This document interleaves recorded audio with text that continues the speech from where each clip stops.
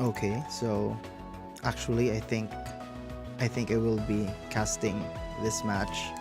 I have water with me. I'm not 100% pero I will cast this match simply because it's a very high octane match. So as Jamie said in the back, slight bias. I'm actually genuinely curious to see how this match is gonna play out. So yeah, let's get into it. Let's see.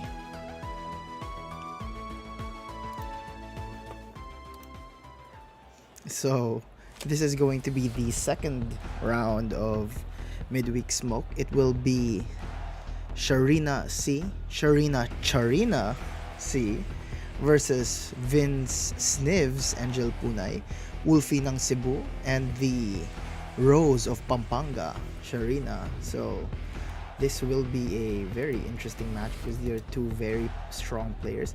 Just looking at the team sheets here, Sharina is rocking the very interesting Mega Swampert with Politoed and Archaludon.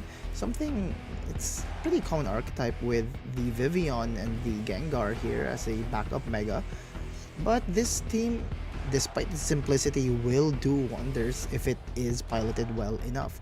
I mean, Swampert is very immune to the Raichu that Snivs is bringing, but we'll have to take a little extra care having to deal with the Staraptor. Snivs, on the other hand, is bringing the Raichu Staraptor team that he's gotten very comfortable using lately.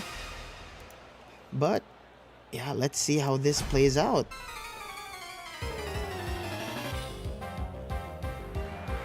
Snivs will be starting the game with his Staraptor and Whimsicott here, while Sharina will be leading without a Rain Setter, probably somewhere there in the back. Intimidate will go into the Swampert that Sharina has sent out, and alongside its partner Vivian.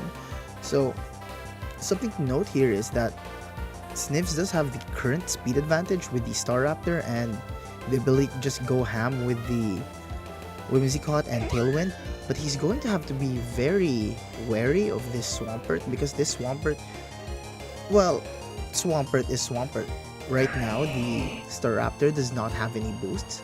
So long as it doesn't have any boosts, it doesn't act like much of a threat. And yeah, like clockwork, this Staraptor will immediately go for its Mega Evolution here. But the question is, will Swampert go for the same or will it be protecting this turn? And it will in fact be going for the Mega Evolution. It does not have Ice Punch. It has Knock Off, Earthquake, and Wave Crash though.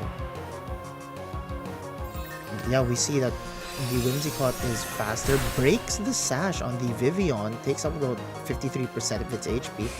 And Brave Bird, not close combat, will be going into this Vivian, making sure this Vivian is not able to use any sleep powders into Sniv's side.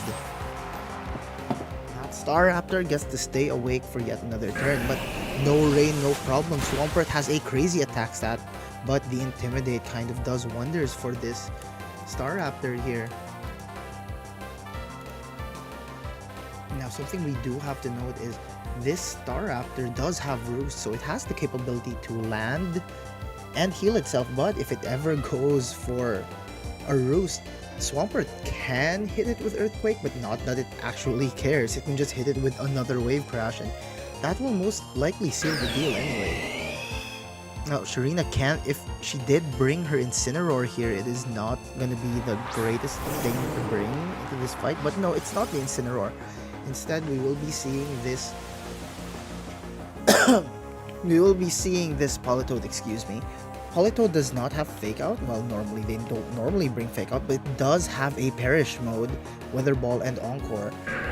Politoed is free to go for an Encore into something, but it also has the capability to just go for a Weather Ball to do immediate damage to pressure the Staraptor. Staraptor has now has to deal with this Swampert, but Staraptor will be protecting itself, not wanting to take any more Wave Crashes. Puff Cream, the Whimsicott, will be supporting its partner with Tailwind. The question still stands, will this Staraptor be faster than this Swampert? Swampert will Wave Crash into the Protect of that Staraptor, but then the Whimsicott is now stuck to constantly encore. A fantastic call out by Sharina.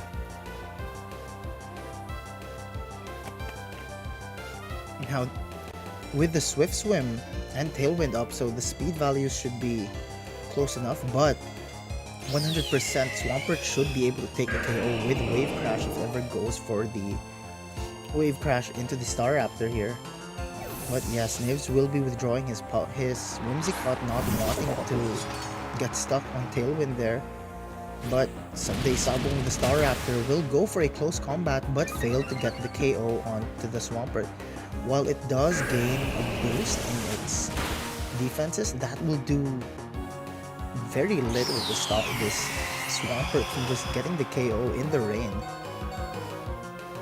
And yeah, we see that after the Wave Crash, the King Gambit tagged in for the Whimsicott and ended up having to eat a Weather Ball from this Politoed, but Puff Cream is once again able to come back out.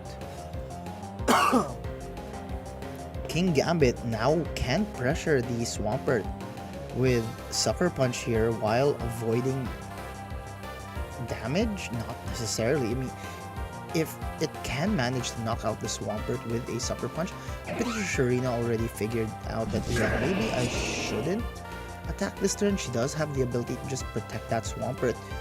On the other hand, the Politoed is free to go for more Weather Balls or to call out a Sucker Punch, but she will be calling back her Swampert and will be sending in Archaludon in its place. Whimsicott will, however, be going for a Moonblast into the Swampert slot that is now covered by the Archaludon. On the other hand, Kowtow Cleave will be coming from this King Gambit to knock 51% off of this Politoed. What a tanky little frog. Bringing it down to its Citrus Berry, eating a yum yum yum, but then, yeah, 74%. Not exactly the best place for this King Gambit to be right now. Fantastic start by Sniv, but taking out that Vivian earlier, but then Sharina is just very, very expertly dismantling this man's team. Now we do still have one turn of Tailwind on Sniv's side, so this King Gambit, I'm sorry everyone, I'm a little under the weather. This King Gambit still can go first here. On the other hand, it can always go first with the Sucker Punch. But the real question is, what is it gonna do? And yeah, there it is. It's gonna protect itself, try to stall out water 2 more turns. Moonblast will once again be coming from this Whimsicott, attacking into the Archaludon, taking out another 30-ish or so %. But that will proc the stamina boost. And Flash Cannon will hit into Puff Cream, the Whimsicott. No Focus Sash there to save it. Weather Ball will ping off of the King Gambit, though protecting itself. And we will see the last Pokemon on Sniv's side revealed shortly. And it is the Arcanine now. Hisuian Arcanine with Rockhead. The Focus Sash was not on the Whimsicott because it is on the Arcanine. Now you have 2 physical attackers facing down an Archaludon. Not the most ideal place you'd exactly want to be. King Gambit goes for a Sucker Punch but fails. The Arcanine will, however, be going for the Head Smash critical hit into the Politoed. Rain will no longer be on the field here for Sharina much later, but then Electro Shot coming from the Archaludon, but who is it going to target here? And it does go into the Arcanine, bringing it down all the way to 17% HP. There is no more rain. Swampert no longer has the capability to stop these 2 Pokemon from just attacking. Swampert can, however, protect itself, save 1 or 2 more turns, but I think it should really be attacking here. But if you look at the board state, this can go either way, but the bigger ace up Sharina's sleeve might be this Archaludon. While it no longer has access to the single turn Electro Shot, I'm pretty sure that it can just go for any KO it wants. based on what's on the field, Dragon Pulse or Flash Cannon should be enough to take out either the Arcanine or the Kingambit. Extreme Speed will go into the Swampert though, knocking it out. Yeah, here it is. Dragon Pulse will be going into the Kingambit, and it really was just enough. This Arcanine is facing an uphill battle. There is no super effective moves it has, and this Archaludon is currently at +2 defense. Unless a crit happens, I'm not even sure if that would be enough. Flare Blitz may be the best thing it can do right now, but Sniffs is gonna have to hope for a crit, and he does not get it. Takes about 20%, but 20%'s way... The Archaludon has way more than 20% there. Will be using Dragon Pulse, knocking out the Arcanine and securing Sharina game 1.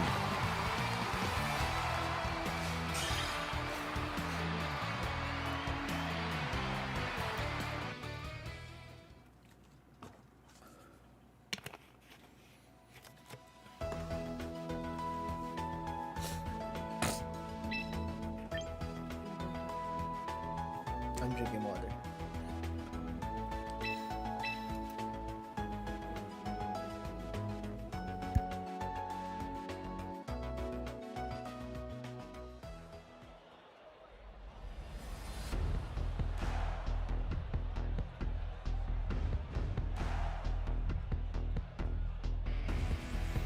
Okay, so game 2.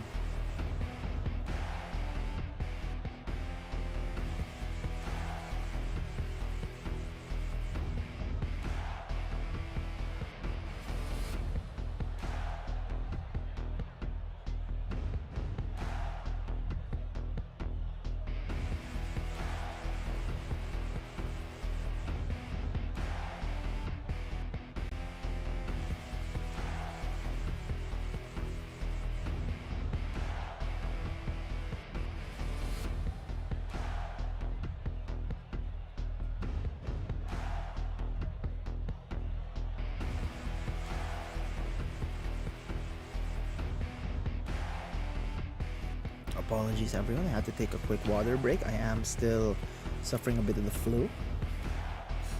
Well, it's more of a sore throat than the flu, but I am feeling quite feverish.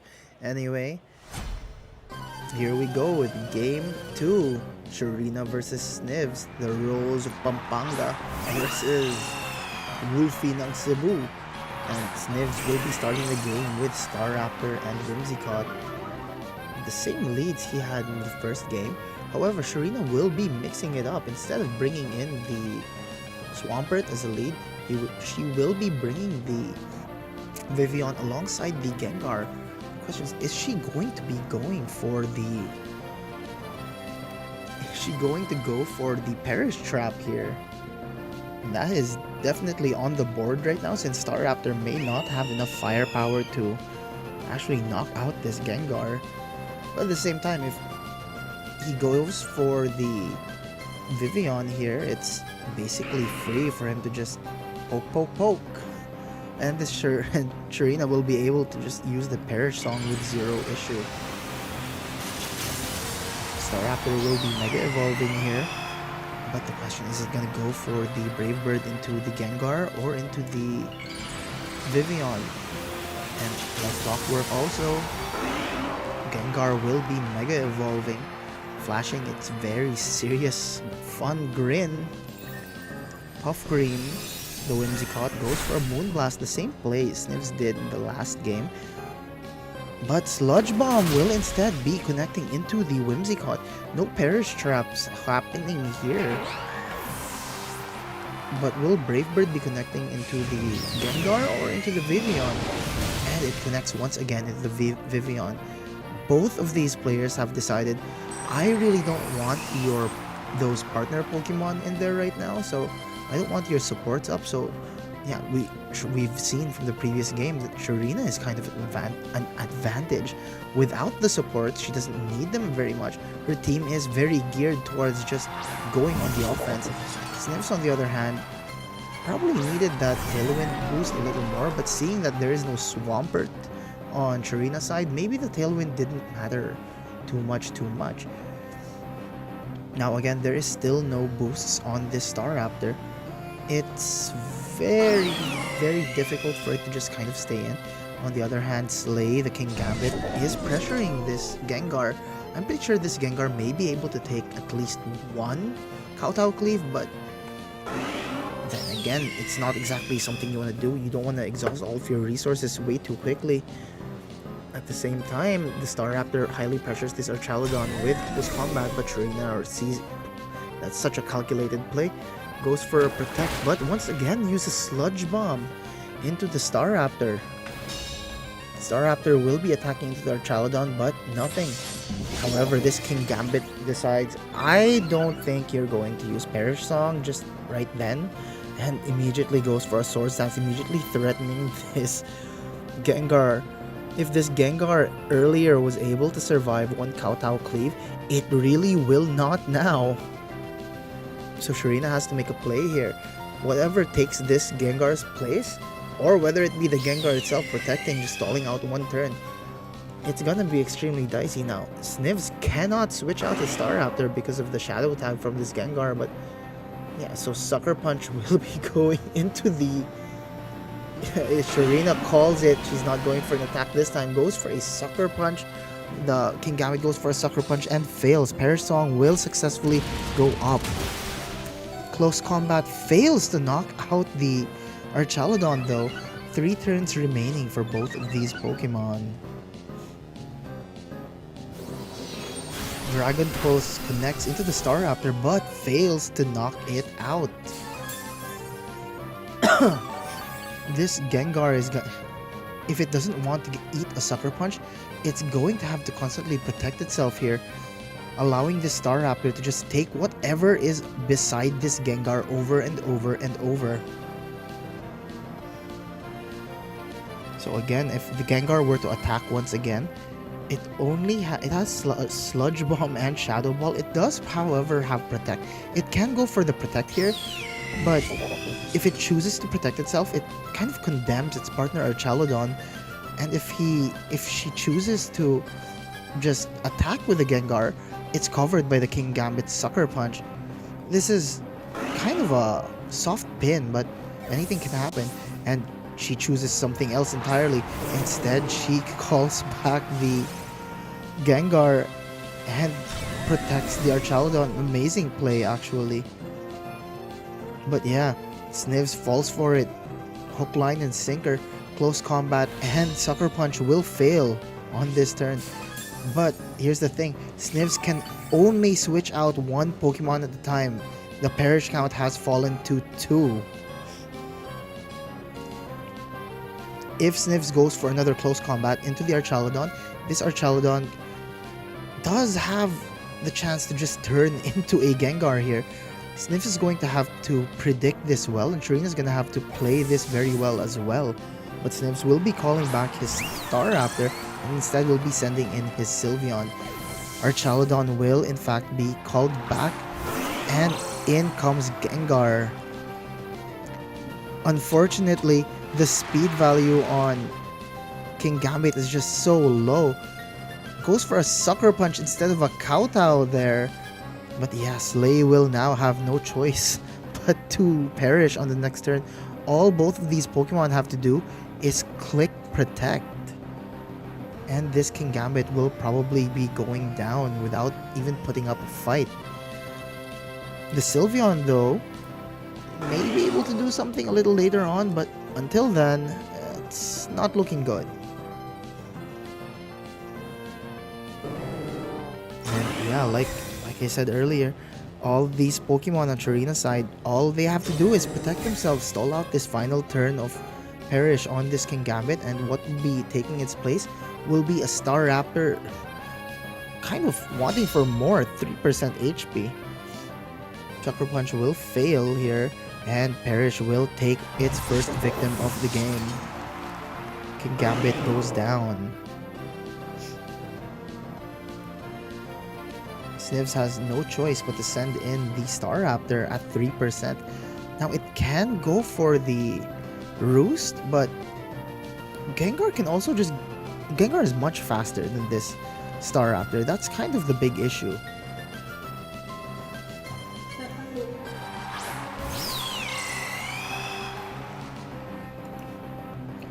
So yeah, the bigger issue here is I can't see a way out for Snivs here. While he does have the Staraptor's offensive pressure, this Gengar that Sharina brought in apparently is quite aggressive. Not the usual defensive Gengar. She probably wasn't banking on it taking a hit, and she's probably figured out the lines for this anyway. Goes for a Sludge Bomb, knocking out the Staraptor and leaving this Sylveon kind of for dead. Goes for the Hyper Voice, does so little to the Gengar and the Politoed here, but Mbappe, the Politoed, will be going for its own Perish Song here. And yeah, at this point, there's no switch-ins remaining. Snips is gonna have to find a way to win for 3 more turns.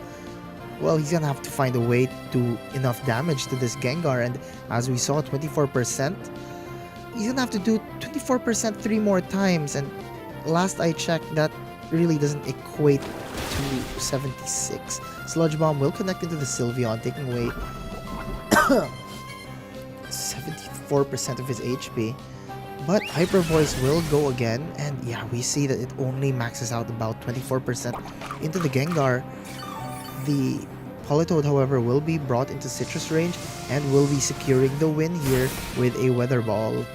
Game 2 and the set will be going to Sharina.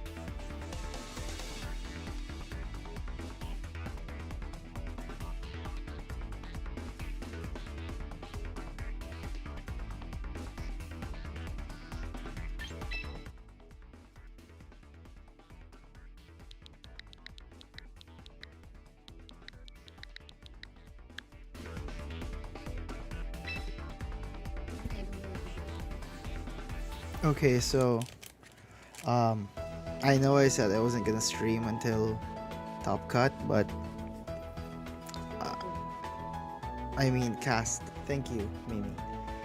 Um, Normally, to figure out which games I'm going to be casting, I roll a d20, and in almost every scenario, I would never wanna hit a 1. But in this case, table 1 was chosen by the dice, and table 1 is Francis the Tyrant Tai versus Sharina. So, well, this'll be quite the match. These two have a long-standing history, and I won't get into that too hard. But from what I remember in 2025, Sharina has mentioned to me that she normally wins against Tyrant. So, will this trend continue? We're gonna find out. So game 3 of Midweek Smoke will be Sharina versus Tyrant. Now, the funniest thing is, this Tyrant is bringing the same team that Snivs was bringing in the previous match that she just had. Please check Midweek Smoke number 9, round 2 for that one. But yeah, Sharina is rocking the Rain Perish here with a Swampert, and that is a very potent mode that she can just jump between. Tyrant, however, is running the Waichu and Staraptor team. But here's the thing, this Staraptor doesn't have Roost, unlike Sniv Staraptor from an earlier game that Sharina had to deal with. So maybe it can set its own things up, and instead of a Whimsicott, it is a Farigiraf here for Tyrant. So Tyrant may be leaning more into some form of speed control rather than going for the all-out damage. The King Gambit does still have Swords Dance, and this is still Focus Sash, Rockhead, Hisuian Arcanine. A lot of things the same, but a lot of things different as well. Without further ado, we are going to see that Tyrant will be starting the game with King Gambit and Raichu. On the other hand, Sharina will be starting off with Swampert and Vivian, a very similar lead that she started with in Game 2. Now, King Gambit here, actually Swampert has... For Swampert, it's a high liberty to just go for an immediate, Earthquake here, and will do an extremely substantial amount of damage into both the Raichu and the King Gambit. And Raichu has no choice but to use either a Focus Blast into it, or it can go for the Fake Out. King Gambit, however, will need to go for a Swords Dance in order to successfully knock out the Swampert in a single hit with Sucker Punch, provided it isn't bulky. Waichu, or Mega Raichu Waichu, will be appearing on Tyrant's side of the field, while Sharina will be Mega Evolving her own Swampert into that bulky Mega Swampert there. But yeah, Raichu will be using Fake Out into that Swampert slot, but Sleep Powder successfully connects into the King Gambit, making this King Gambit do nothing.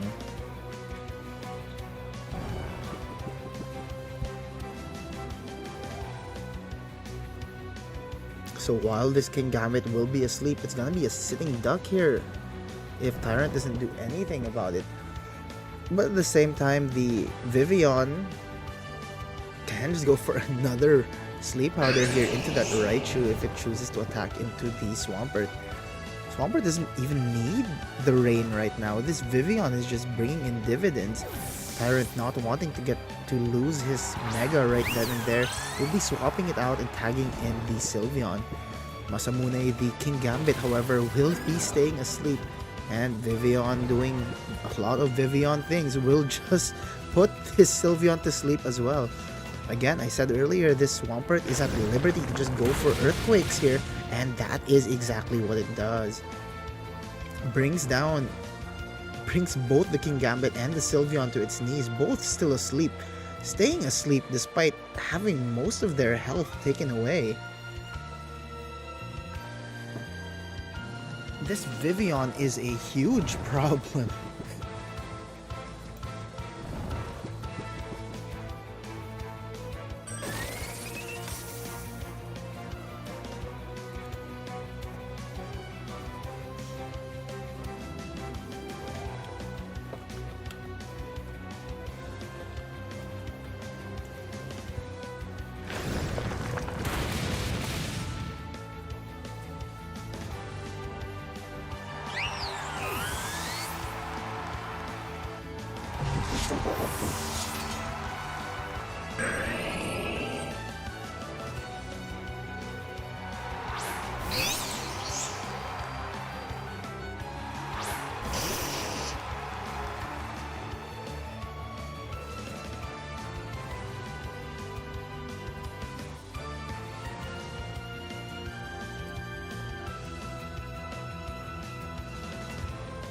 Sorry, I had to deal with a small error.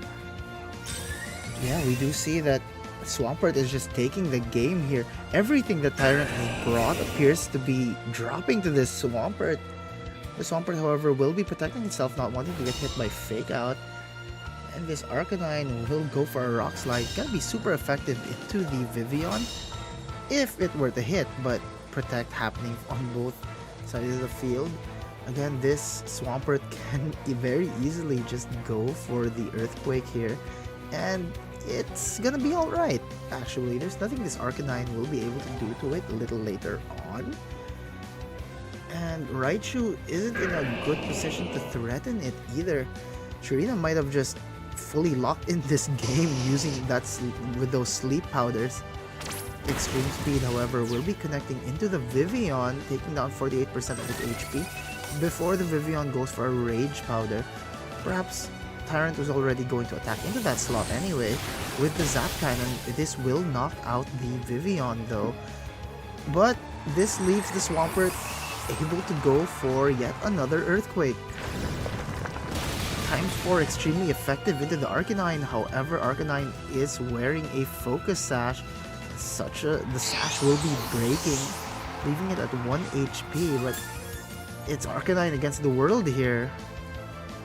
Tyrant may want to burn through the remaining timer here just to plan out what he can do for game 2. Tyrant is very good at bringing himself back from several disadvantageous positions. So I'm sure Tyrant probably will not forfeit right here, right now. I know the gears are turning and you can't count this man out. On the other hand, Shurina's probably thinking, okay, I need to think about what he's thinking about and knock him out before he thinks about it and gets it on the field. Well, yeah, both players here, I think Tyrant will be locking down, just trying to burn through, making notes, trying to think of ways to counteract this team. But yeah, this looks like a game that Shurina's probably gonna take now. This Arcanine has no spread moves, and even if it did in the rain, it really just can't do anything. Tyrant will be protecting itself, will be commanding the Arcanine to protect itself, trying to stall out the timer just a little more. Again, in higher level plays, you don't want to forfeit just yet. You always want to think of what you can do for the next game or two. So, Tyrant will be burning down his timer here. Shurina probably going to comply and do the same, trying to think of ways whether she's going to continue using the Swampert mode on this team or whether she's going to go for the Gengar mode similar to what she did in round 2. Again, I don't choose the streams by direct choice. I do roll a dice for them, a d20 in fact. And yeah, it just so happens to land twice on Shurina, back-to-back stream. And yeah, it has not failed to show quite a showing. Swampert will be going for a Wave Crash and knock out this Arcanine. 1 HP gone. Sharina will be taking game 1.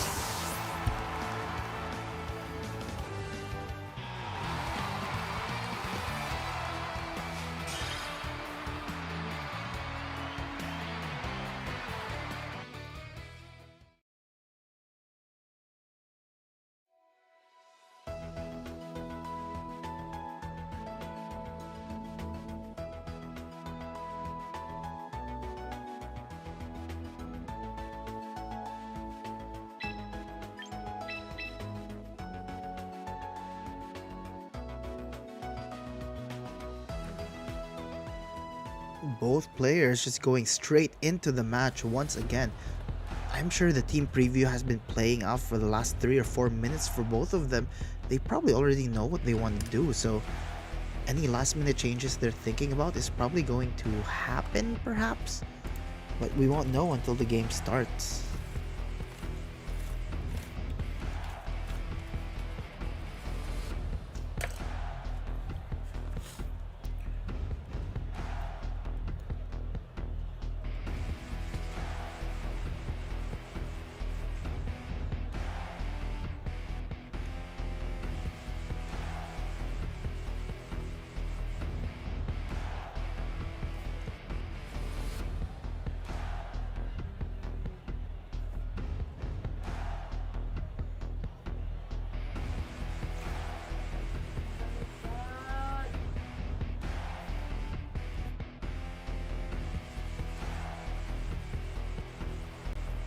Okay, so yeah, they are burning through the timer here.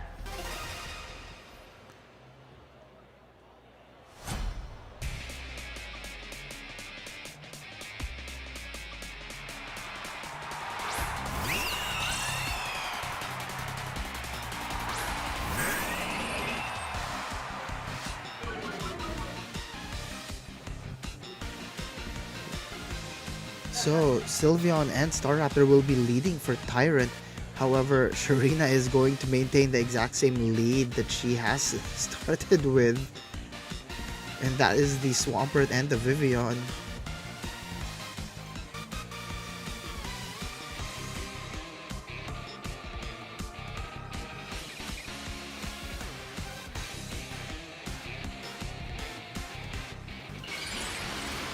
And yes, Tyrant will be Mega Evolving. Mega Evolving that Staraptor here, while Sharina will be Mega Evolving her own.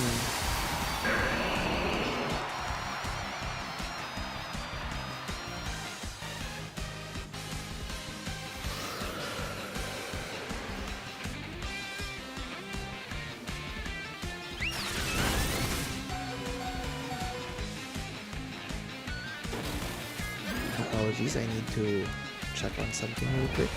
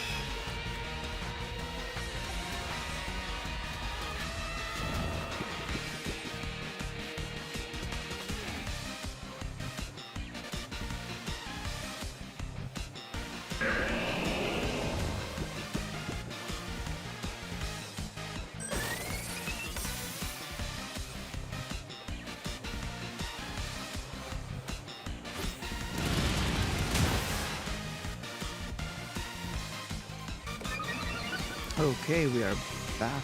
What is going on? Well, the Vivian just went down after it managed to successfully put the Sylveon to sleep. Wave Crash, however, will be going into that Staraptor but failed to knock it out. How many boosts is on the Staraptor right now? 1, 2, well, the Intimidate did go up for the Staraptor into the Swampert here.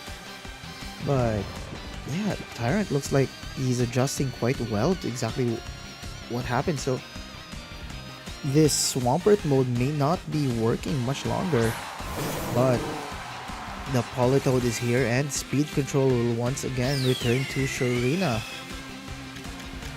Tailwind is up on its last turn for Tyrant, but he only has a single boost in his defense and special defense, but that might be all he needs here.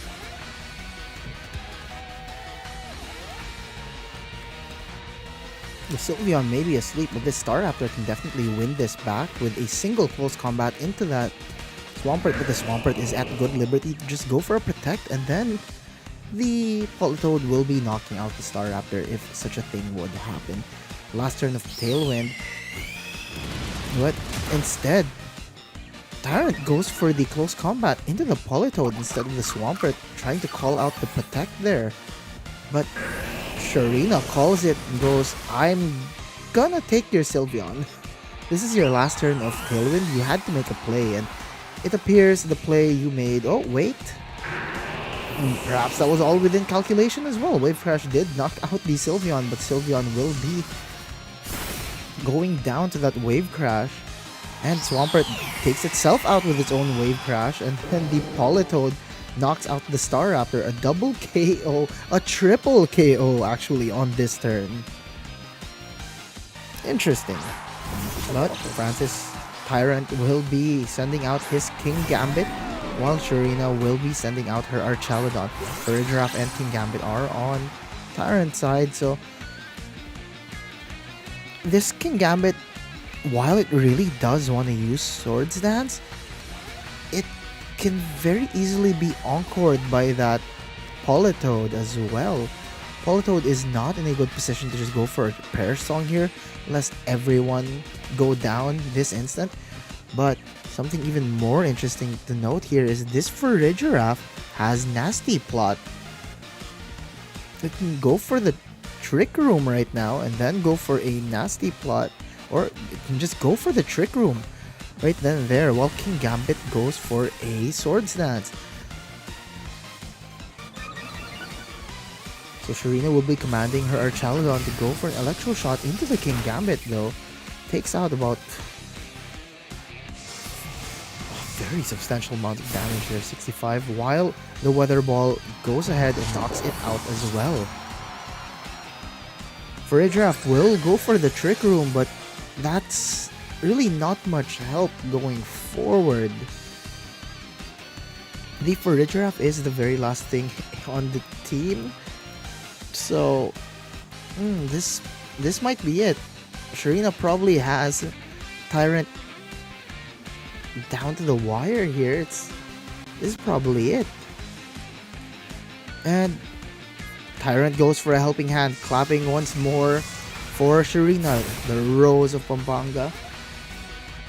Weather Ball goes into the Farigiraf, but will this +2 Electro Shot finally be enough to knock out the Farigiraf though? Either way, this Farigiraf appears to have no way of winning this game already. Francis just not allowing himself to hit the surrender button allows Shurina to take his Farigiraf. Great show of sportsmanship there.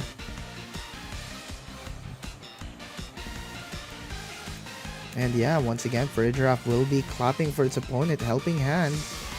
And Weather Ball will connect into that Farigiraf, knocking it out. Losing Francis, Tyrant, the second game, and allowing Shurina to take the entire set.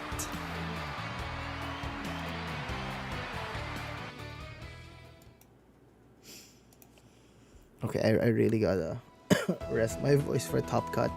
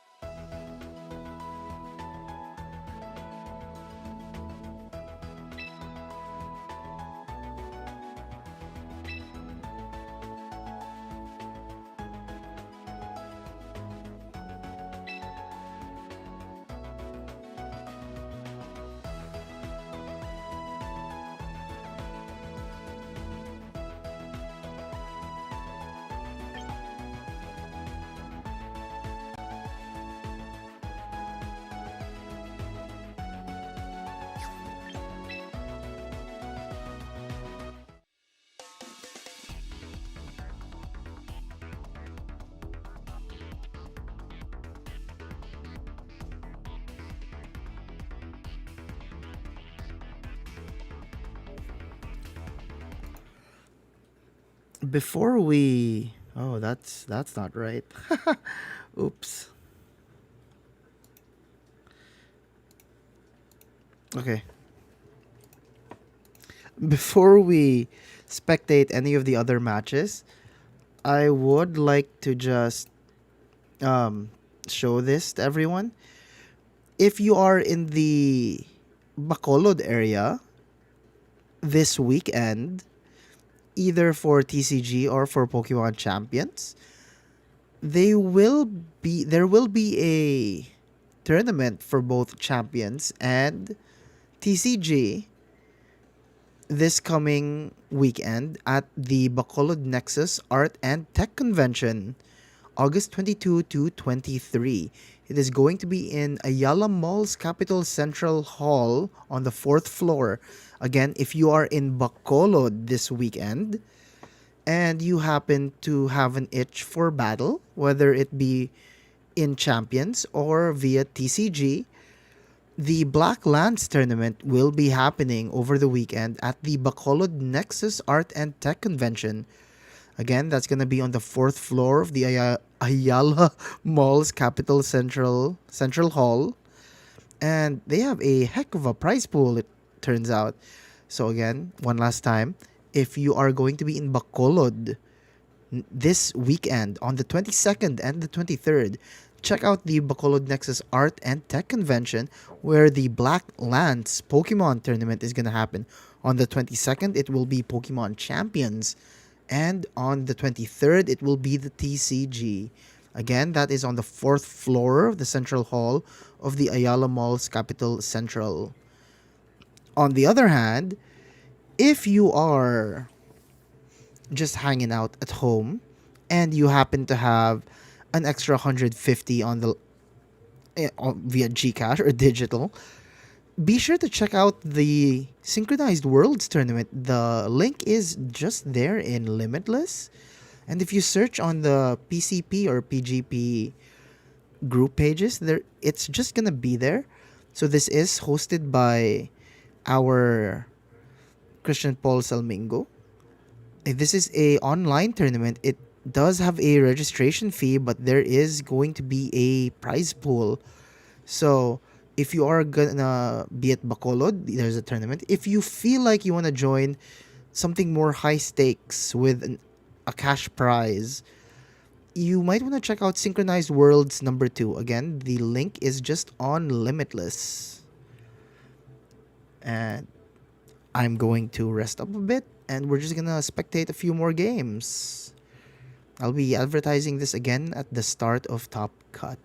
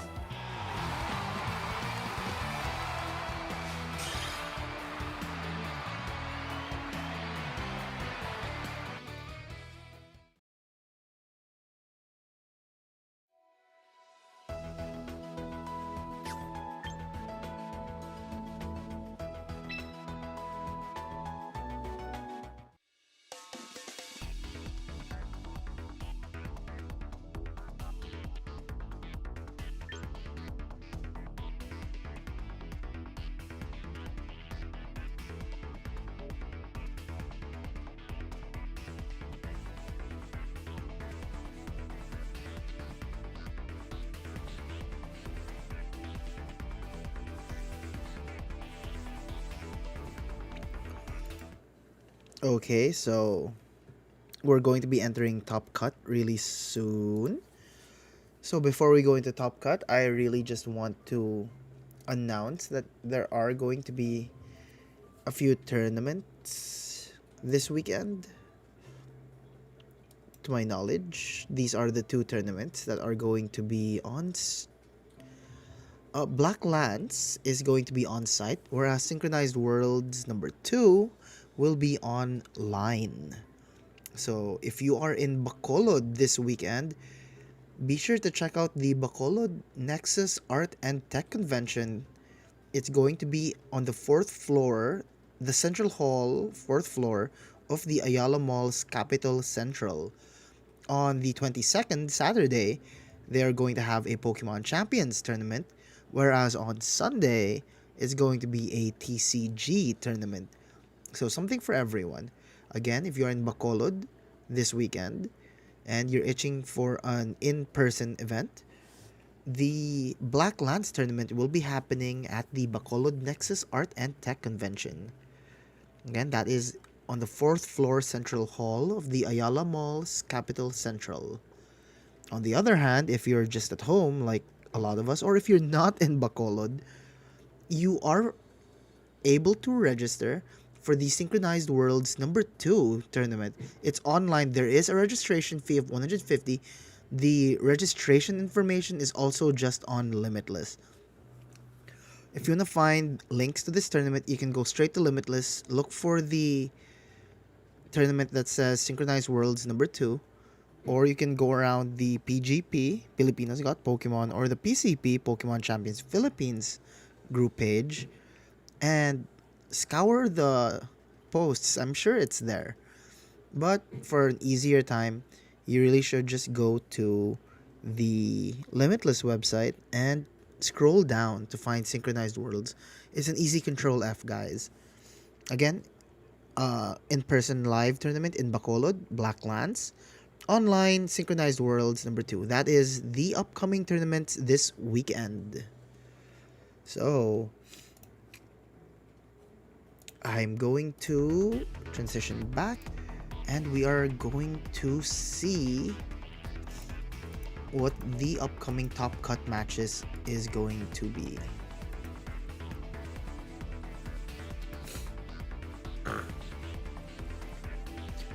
As usual, this will be 8 players. So good luck all.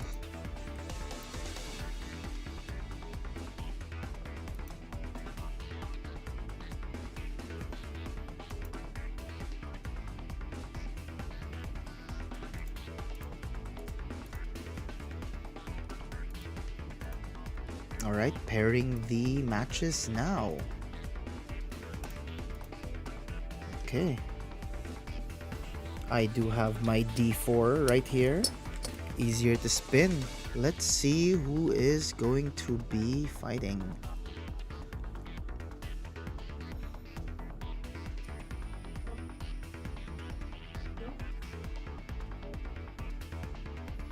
Okay, so we will be spectating table 1. That is Joshua de Jose Future versus Mohamed Libao Mayonnaise. Okay.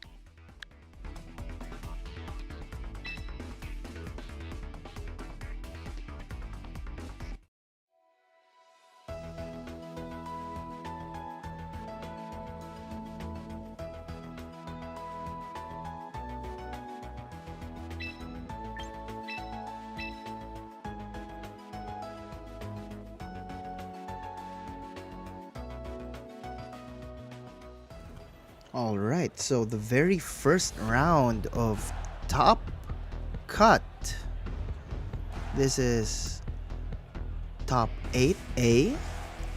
Future versus Mayonnaise. So this will be Joshua De Jose versus Muhammad Libao. So let's take a quick look at both of these teams here. Future appears to be bringing a bright powder snow cloak Glaceon, so this Pokemon is going to be very difficult to hit so long as snow is active. Kind of a gimmick here, but I'm pretty sure it works. I mean, Future so far has a 5-0 record in Swiss. He is a Swiss king. On the other hand, let's take a quick look at Mayonnaise's team, Muhammad Libao, and it is a very interesting Floette Aerodactyl team. Very standard, but there is a Colbur Berry on this Sinistcha. The King Gambit also does have Sucker Punch, and very standard Sneasler and Incineroar. But I'm not exactly sure how the interaction between these teams are going to be, but I'm really curious to see how this Glaceon is going to work. So Mayonnaise will be starting the game with a King Gambit and Sneasler. A fantastic lead usually. Stuffs a lot of different Pokemon. And Future will be leading his game with Glimmora and Talonflame. Now Talonflame does have the capability to immediately pressure the Sneasler here. Talonflame does have Brave Bird and Flare Blitz that can threaten both the King Gambit and the Sneasler here. But we have to take note that the Sneasler also does not have a Focus Sash, so a single Brave Bird should be able to take it out. But Fake Out, maybe it's undoing.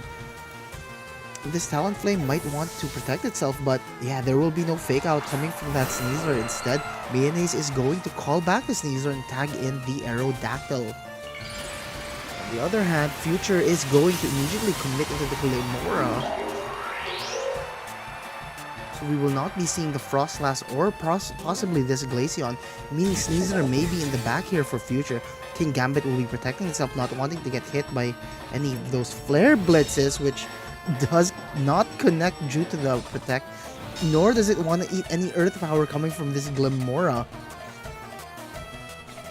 Suffice to say that Mayonnaise may be Mega Evolving this Aerodactyl here, wanting to vie for the speed control. If the Talonflame does go for a Tailwind, this Aerodactyl can go for the exact same thing. In fact, this Aerodactyl can just go immediately for the KO into this Talonflame and then set up the Tailwind after. And it will be Mega Evolving, but it does not go for a Tailwind, nor does it go for an attack. It instead protects itself. But yeah, this Talonflame, seizing the opportunity, goes immediately for a Tailwind here. Sucker Punch will connect into the Glimmora. No Toxic Debris here. Power Gem will fail into that Aerodactyl though. A bad turn for Future, but the Tailwind's already up. Another Sucker Punch though might be the end for this Glimmora. Glimmora is definitely within KO range for another Sucker Punch, while Aerodactyl can just go for an immediate Rock Slide and just knock things out left and right. Not wanting to get that Glimmora down, Future calls it back, sends in King Gambit in its place. Goes for another Flare Blitz into the King Gambit slot, but will fail. Rock Slide coming from the Aerodactyl will finally knock out this Talonflame from 100% to 0. Real quick, no Focus Sash, no problem. No Flare Blitz ever managed to get into that King Gambit as well. But yeah, like I said earlier, because we were seeing the commitment into the Glimmora, we probably weren't gonna see the Glaceon. Instead was the Sneasler, and it is in fact the Sneasler. Tailwind is still up, so this King Gambit for Future will be moving faster than the King Gambit on Mayonnaise's side. On the other hand, while this Aerodactyl doesn't want to get hit by any Iron Hands, I'm sure this King Gambit would also not want to get hit by any close combats. It goes for another Protect, but fails. Sneasler will instead attempt to go for a Fake Out into the Aerodactyl though, but the King Gambit will knock out the opposing King Gambit with a low kick. And that's all she wrote. Only one king to rule them all, apparently.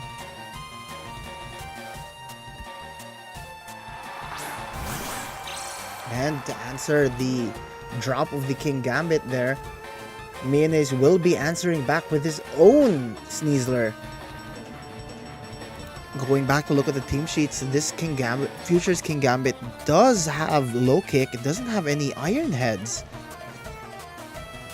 Interesting that Mayonnaise was opting to protect his Aerodactyl there. There was really nothing that was expressly threatening it.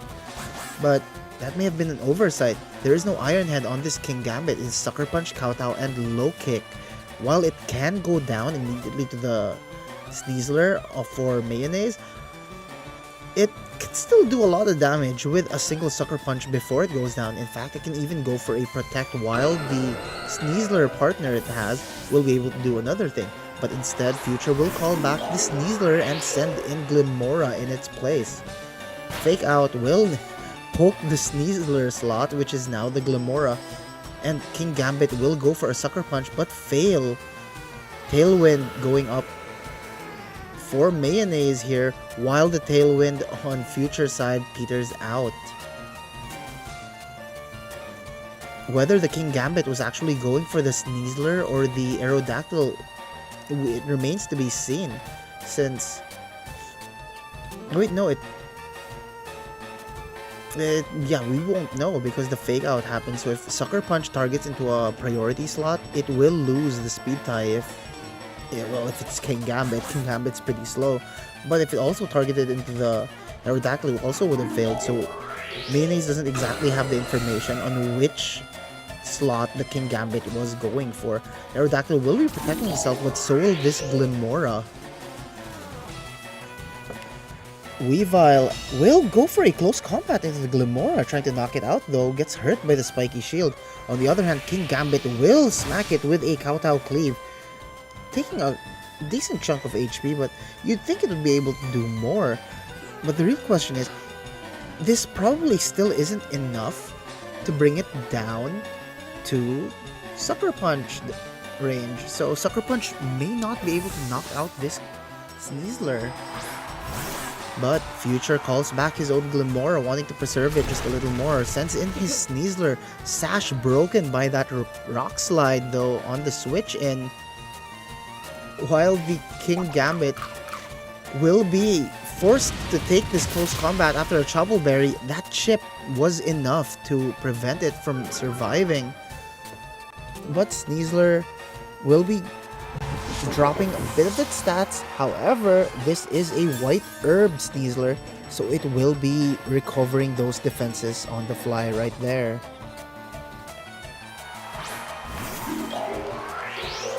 Glimmora comes back out for Future. It's looking a little bleak here, but we shouldn't count anything out just yet. Last turn of Tailwind for Mayonnaise, but Mayonnaise has been piloting this game very, very well. He chooses to protect his own Sneasler while he also protects his own Aerodactyl. It's the very last turn of Tailwind. Normally you'd want to go for the offensive, but the fact that the Sneasler also just came in means that Fake Out was there and it fails as well. Power Gem will also fail into the Aerodactyl due to the Protect. Now this Aerodactyl can call the shots. Does it want to go for a Rock Slide to just end this Glimmora, or does it want to go for another Tailwind to make sure that its own Sneasler goes faster than Future Sneasler? But Glimmora will be using a spiky shield. Any attacks going into it will cause damage into itself. Close combat hits the Glimmora, doesn't do anything, hurts the Weavile though, not the Weavile, the Sneasler. Instead, Mayonnaise will opt to dual Wing Beat into the Sneasler slot, knocking it out, leaving this Glimmora the last member of its team. But yeah, Future sees it as, I don't think I can be able to take this one. You can have game one.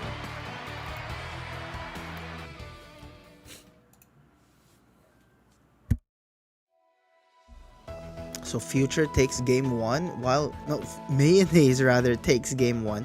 Future giving it up a little willingly.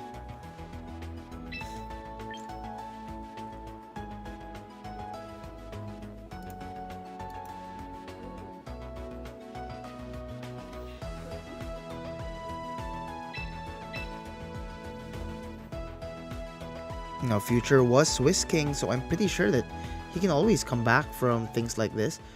But there is a top seed curse that normally happens with a lot of players, so let's hope this doesn't happen to him. Not tonight of all nights. But yeah, Future may have to think of different ways to counteract that onslaught there. The Aerodactyl was just so oppressive. And the calls that Mayonnaise made were just so on point.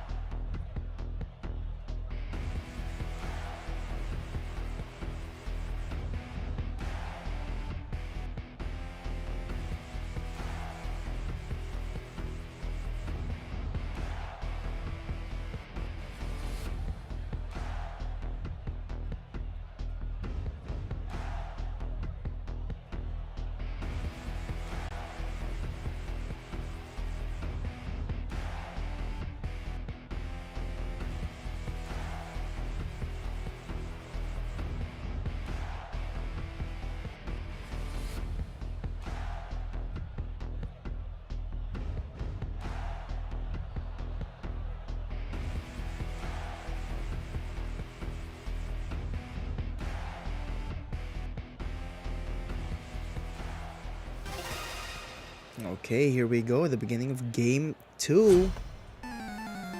Future versus Mayonnaise. Joshua De Jose versus Muhammad Libao. Mayonnaise will be leading this game with Aerodactyl and Incineroar. So Incineroar's Intimidate will be poking through this Sneasler and this Talonflame. Their damage is now just it's a lot less than it would have been if the Incineroar wasn't there. Future will be leading the game with Sneasler and Talonflame. A little different from last game, but same but different. So we're going to have to guess now who's in the back, because if this Frostlass is in the back, we're also going to guess that the Glaceon will be. It seems like both Sneasler and Talonflame are flexible enough to fit into either mode of this party. Future will be calling back his Talonflame. We're gonna know who it is, and it's going to be the Glimora mode once more, actually. Mayonnaise, however, will opt to Mega Evolve his Aerodactyl here. I mean, why wouldn't he? If he doesn't have the Floette in the back, then clearly it's going to be an easy Mega Evolution here. Fake Out goes into the Aerodactyl, but Fake Out will also go into the Glimora slot. Both of the Megas here will be faked out, but the incoming Glimora will be able to launch a few projectiles down on Mayonnaise's side of the field. Toxic Debris activates Toxic Spikes. Any Pokemon coming in that's grounded will be poisoned. But if the Sneasler is in the back for Mayonnaise, those will absorb the Toxic Spikes, no problem. For anyone who isn't in the know, if Toxic Spikes are your problem, you can absorb them with your own Psychic Pokemon. I mean, Poison Pokemon, provided they are grounded and not flying. So Glimora may be the one Mega Evolving here and going for an immediate attack, but something we have to note is Mayonnaise has always called out the correct protects. And we also have to take note that this Incineroar does not have Protect. It does, however, have Helping Hand and Parting Shot. Future will be calling back his Sneasler here and sends the King Gambit in its place. Glimora Mega Evolved, but the question is it going for an Earth Power into the Incineroar, or is it going to go for a Power Gem into the Aerodactyl, or is it going to Spiky Shield here? Well, that didn't happen. Helping Hand from the Incineroar goes towards the Aerodactyl, and Rock Slide comes down from the sky. Glimora takes so much damage there, but Power Gem will succeed into the Incineroar slot. Incineroar is not looking too happy with that, not looking too pleased. King Gambit able to just go for knockout into this Incineroar with the low kick, but at the same time Glimora probably doesn't want to take any more damage here. And this Aerodactyl is just so oppressive. Do you really want to risk allowing this Aerodactyl to keep going? It is chipped a little. Just another hit will do it in. But then again, Glimora probably can't stand any more hits either. Another Helping Hand. Rock Slide may be enough to do it in. Then again, after the Fake Out earlier, about 7%, we can assume that this Aerodactyl will not be able to knock it out even with the helping hand. So it goes for the protect. But Glimora, also seeing that it doesn't want to get hurt with anything, will go for a spiky shield. Kowtow Cleave will go into the Aerodactyl slot but fails because of the protection. But Incineroar, showing that it really doesn't care, goes for a Flare Blitz into the King Gambit slot. It will not be knocking itself out, bringing both Pokemon down to 10% HP. Incineroar definitely within KO range, but does it really want to Parting Shot into the Glimora now? I mean, if it goes for the Parting Shot or the Helping Hand, it will stop itself from getting KO'd. The problem is this King Gambit can call out the Aerodactyl with another Sucker Punch. It can sacrifice itself, allowing its partner Glimora to finish the deal here. But the Incineroar manages to live another day. So, quite a decision both players have to make here. Will the King Gambit go for a Sucker Punch into the Incin or the Arrow? Or will the Glimora go for another attack? Or will anyone here be switching? Arrow, on the other hand, has to decide. Is he going to attack? Is he going to stay? And it does neither. It doesn't stay at all. Instead, we will be seeing the Arrow switch and tagged in by its friend King Gambit. Future's own King Gambit protecting itself. Power Gem will hit the incoming King Gambit for Mayonnaise though.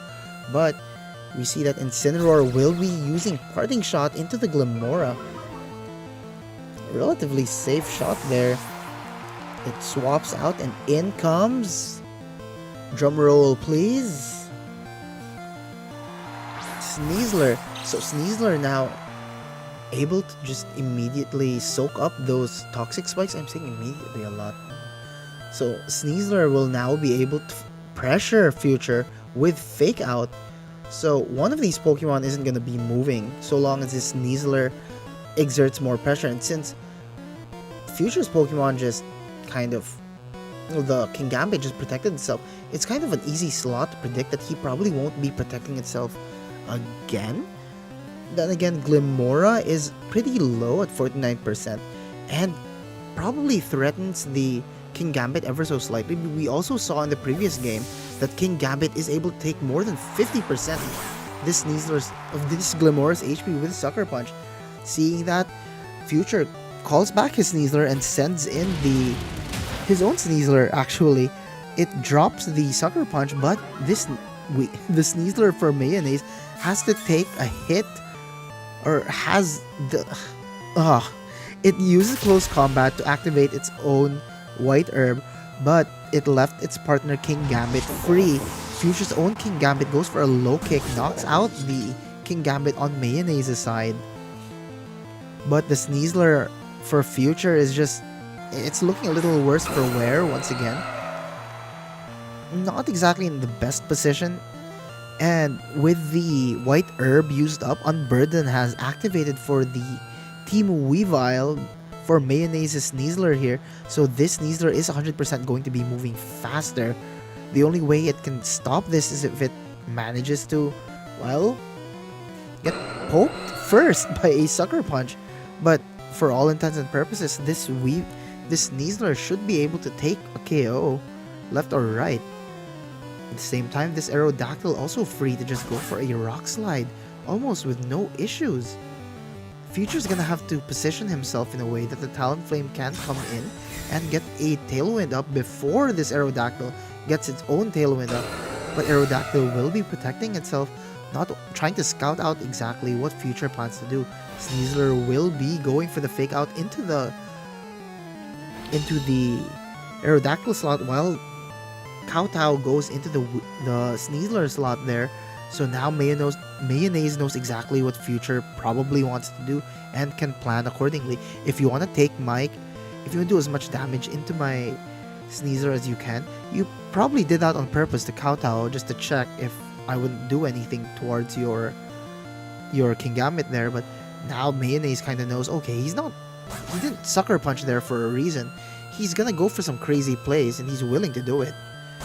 Question is, what kind of play is Future planning in order to actually succeed in this game? He calls back his Sneasler and sets in his other poison type, his Mega Glimora here. Sucker Punch will connect into the Aerodactyl, but critical hit, but not enough to knock it out. Close combat will also be connecting into this King Gambit.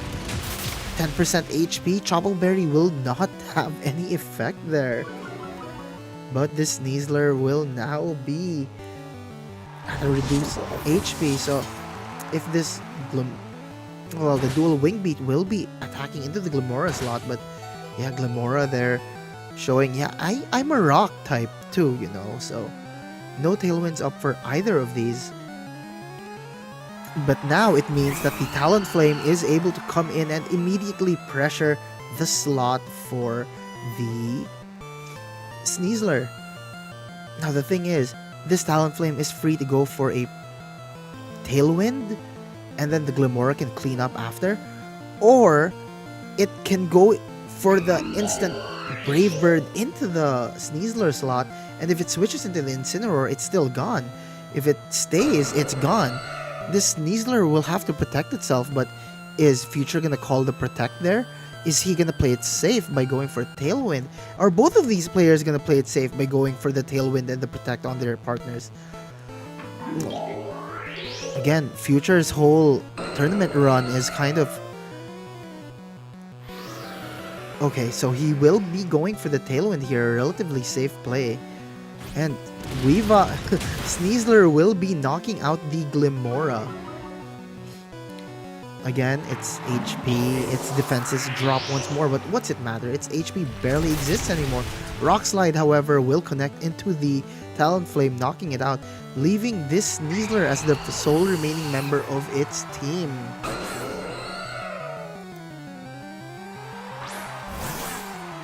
That level of aggression was just not there. And yeah, the whatchamacallit, top seed curse strikes again. Mayonnaise will be taking the game and the set.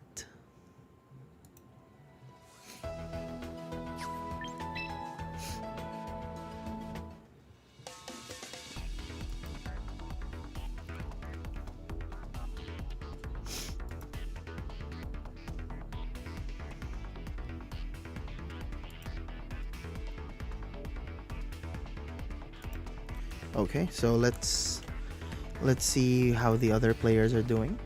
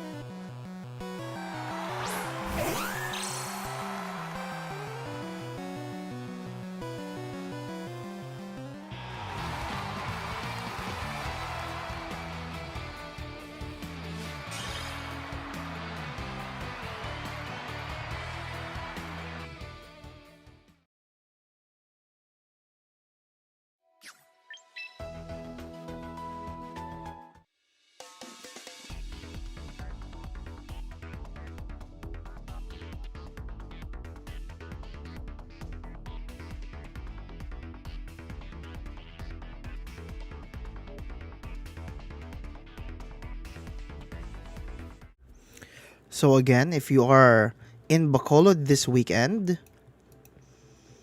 please be sure to check out these tournaments. The round just ended, so I'm going to be pairing the next few matches. But before I do that, again, if you are going to be in Bacolod, the Black Lance tournament is going to happen at the Bacolod Nexus Art and Tech Convention this weekend.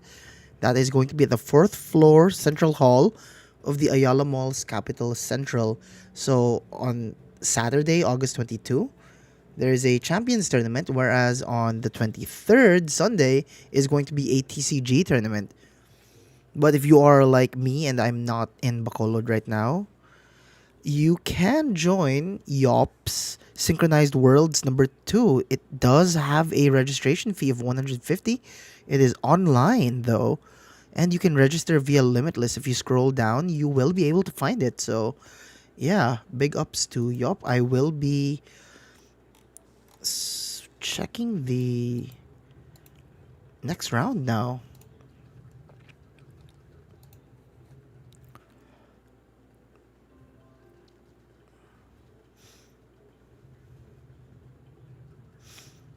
Okay.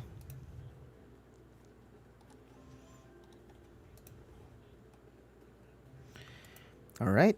So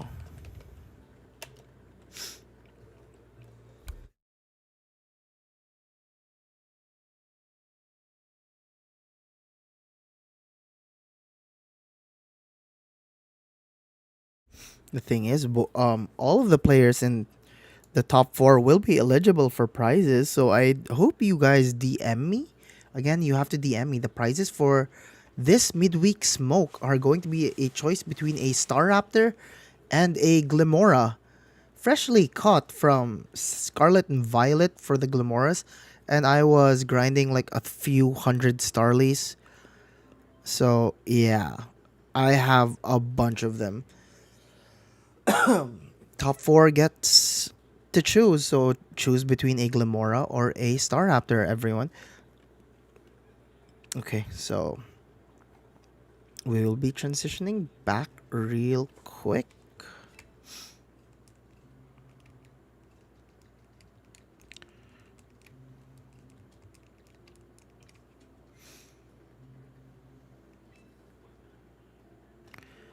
Okay. So here we go. Room is set up.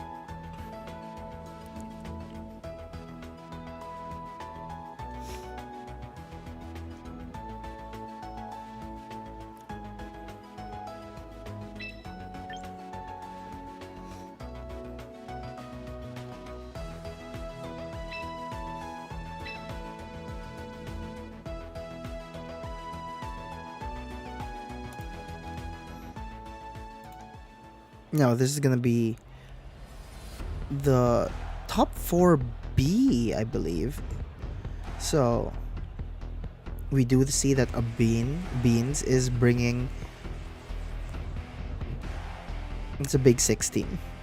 Yeah, it's a Charizard team. Of course, it's a Charizard team, but this time, this Charizard has its friend, the Venusaur, a Life Orb Venusaur, mind you. So it just does a lot of damage. It's very effective. Team is very straightforward, even with the Incineroar. Careful nature on the Incineroar though, so it should be able to take on a lot more special hits. But I think special hits are going to be the least of its problems if that Swampert is going to be what is going to be smacking it in the face.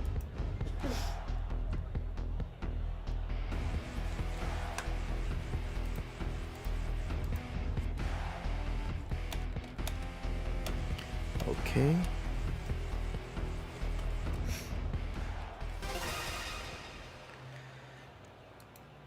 So yeah, here we go. Sharina versus Beans. A Bean. So Beans going to be leading with his Garchomp and his Incineroar, whereas Sharina, a tried and true combo, will also be leading with 2 starters of her own. The Swampert and the Incineroar intimidates all around. However, this Garchomp has a white herb. Interesting. But again, we have to note that this Swampert does not have Ice Punch. It doesn't exactly have an answer to the Garchomp, but Swampert is a heck of a hammer. I'm pretty sure that if Swampert really wanted to, you can just click Wave Crash and that's going to do such an insane amount of damage that this Garchomp's not going to be happy about it. Even through the Intimidate, I'm pretty sure it still will be able to do a lot of damage. On the other hand, the Garchomp, let's see, I'm checking the team sheets. The Garchomp will not be able to freely Earthquake with its partner Incineroar being right there. He's gonna have to switch to the Arrow or the Charizard for the Incineroar slot, but instead of using Earthquake, he will be protecting himself. This Garchomp was ordered to protect the Incineroar though. Shireena's Incineroar will fake out into the Garchomp, but there will be no Wave Crash into that Garchomp. Instead, we will be seeing that Wave Crash connect directly into the Incineroar on a beam. But Parting Shot will come from the Incineroar, who manages to survive the Wave Crash there after that Intimidate, successfully mitigating enough damage due to Intimidate. Careful nature, but even more interesting, this Incineroar is carrying Bright Powder. It can dodge hits. How interesting. But seeing as, okay, you have a Grass type on the field now, rather, Abin sees that Shirina has a Water and Ground type, a Swampert, that really will not appreciate getting smacked by any Grass type moves. A Leaf Storm will be able to knock out this Swampert with little to no issue. At the same time, the Garchomp has already mitigated the Intimidate through its White Herb. It's gonna be able to do a lot of damage depending on whatever comes in. And the Archelodon will in fact be coming in. Stomping Tantrum goes towards the Incineroar on Shireena's side, doing about 67% damage there, and it will get double upped into. The Venusaur follows up that Stomping Tantrum with its own Earth Power, knocking out this Incineroar.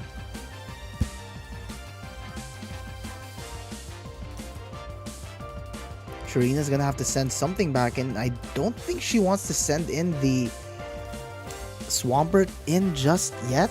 She probably wants to send in the Politoed as well, but that's gonna be fodder for the Venusaur here. Venusaur just kind of pinning whoever comes in.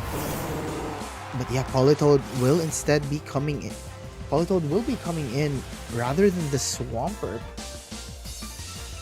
Rain finally up for this Archelodon.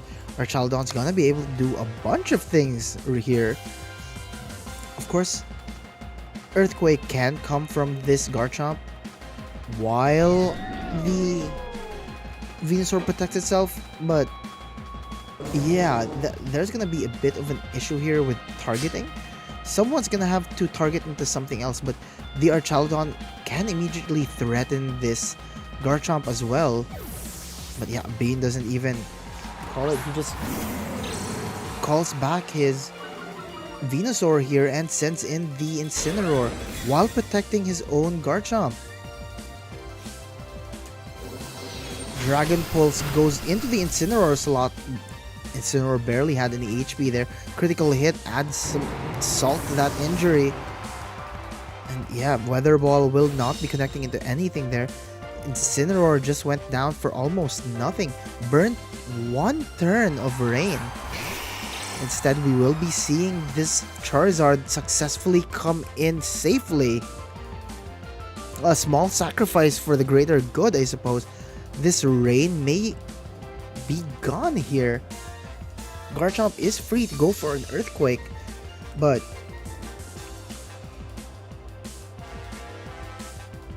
if he chooses to Mega Evolve here, he will get rid of the Rain, but Shirina can also just call back the Politoed to send the Rain back in, but both of the Pokemon on her side of the field right now kind of want the Rain up anyway, so I guess it doesn't matter too much who the end game will be. And yeah, here we see that Charizard will be Mega Evolving, and when it Mega Evolves, it also brings in the Sun with that Drought ability. Yeah, no more Rain there, but the bigger thing is Oh, this Garchomp just went ham for it. Goes for a Dragon Claw and a Weather Ball. Also will be doubling up into the Swampert slot, knocking it out. Sharina successfully inadvertently sacrificed her own Swampert to get an upper hand with the rain. Dragon Pulse goes into the Garchomp slot, but this Garchomp is bulky. Takes that Dragon Pulse with little to no issue. Well, little to no issue considering it would normally get knocked out, but in this case it didn't, so yeah, I guess there was an issue there. But again, this Archaludon is bold, so its stat alignment does not push its damage, instead it pushes its defenses. This Charizard also does not want to stay in. If this Garchomp is knocked out on this turn, this Charizard will no longer be able to come back in. So naturally, a Bean, yes, will be calling back his Charizard and sending in the Venusaur in its place. Stomping Tantrum connects into that Archaludon, procting one boost of stamina, but then, yeah, it's a 36%. It's not going to be able to do a lot there.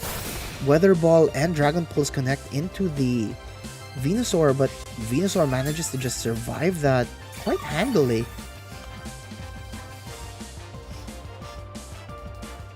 Garchomp, though, can go for just another Stomping Tantrum here, possibly knocking out the Archaludon. In fact, both of these Pokemon, both the Archaludon and the Politoed here, have to be very wary of getting doubled up on, since I believe they are slower than the Garchomp and Venusaur combo. But a Bean will be protecting his own Venusaur. Will he also be protecting the Garchomp? No, he will not. He will be going for the Earthquake, chipping out the damage on both the Politoed and the Archaludon. Manages to get the critical hit into the Archaludon, though. But yeah, Weather Ball will be poking that protection slot with the Venusaur. This lone Politoed, it still has a lot of HP though, but Sharina calls it. She goes, I don't think my Politoed can handle this any longer, and forfeits game 1, giving a Bean the first game.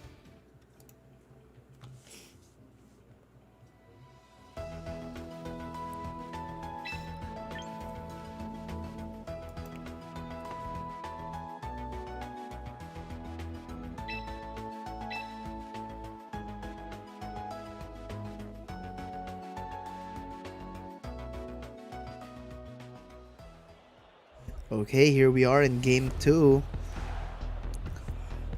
Heck of a commanding lead there from a Bean earlier. That was a heck of a sacrifice with the Incineroar play, but I'm pretty sure Sharina probably also has several tricks up her sleeve. If the Swampert mode is not gonna work, I'm pretty sure she's going to attempt the Perish game here. So she might be going for Perish rather than the Swampert. If I can't out-damage you with my Swampert, you know, maybe I don't need to do damage. I just need to not go down. I don't need to do damage to you in order to knock out all of your Pokemon. I can start with Perish and I can end with Perish. We've seen that you had some trouble with my Incineroar there. You had to double it down. So what more if my Gengar were the ones to lead with this Incineroar? In fact, what if Gengar goes for the Perish mode while Vivian is up? I'm pretty sure that if Sharina goes for the Perish mode here, it's gonna be slightly more effective, but a Bean probably has practiced about that several times over. So yeah, something we do have to note here is a Bean's Charizard doesn't have any answers for this Swampert, but yeah, we will be seeing Perish mode coming from Sharina here. A Bean will be leading with Venusaur and Incineroar rather than the Garchomp. But yeah, we are seeing Sharina lead with a very standard Incineroar and Gengar lead. So the biggest guess here is Gengar is most likely going to Mega Evolve and go for a Perish Song, or it can probably just protect itself as well. But Incineroar can go for a fake out into the Venusaur, which does threaten the Gengar with Earth Power. At the same time, they might speed tie with their Incineroars. The Incineroar is gonna have to fake out the other Incineroar. A Bean's gonna have to fake out Sharina's Incineroar, while Sharina's Incineroar probably wants to fake out the Venusaur. Now, this could be coin flips. We're not sure about the speed ties here. But yeah, we will be seeing that Sharina's Incineroar will be slightly faster. Doesn't even go for the Mega here. Shadow Ball into the... Oh, okay. Shadow Ball into the Venusaur, but Darkest Lariat will be smacking that Gengar straight in the face. A very interesting play by Sharina, though. You would have half expected she could just go straight for it.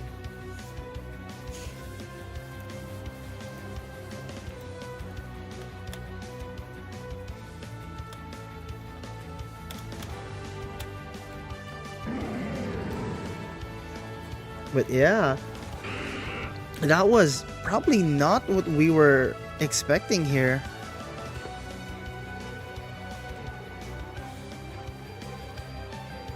But yeah, if the Gengar just managed to Mega earlier, it would have been able to do so much more damage. But now we will be seeing this Pokemon Mega Evolve here, but it is going to protect itself, not able to go for the Perish song here. The Venusaur, however, will also be protecting itself, which means the Incineroar... Okay, so yeah, that was a speed tie earlier. Parting shots will be going back and forth into both of those. Sharina may have missed her chance to go for the Perish here, but if she went for the Sludge Bomb earlier or the Shadow Ball, that could have been enough. Rather, the Sludge Bomb would have been enough to knock out the Venusaur there, but unfortunately, that may have been a miscalculated game plan there, but don't count her out just yet.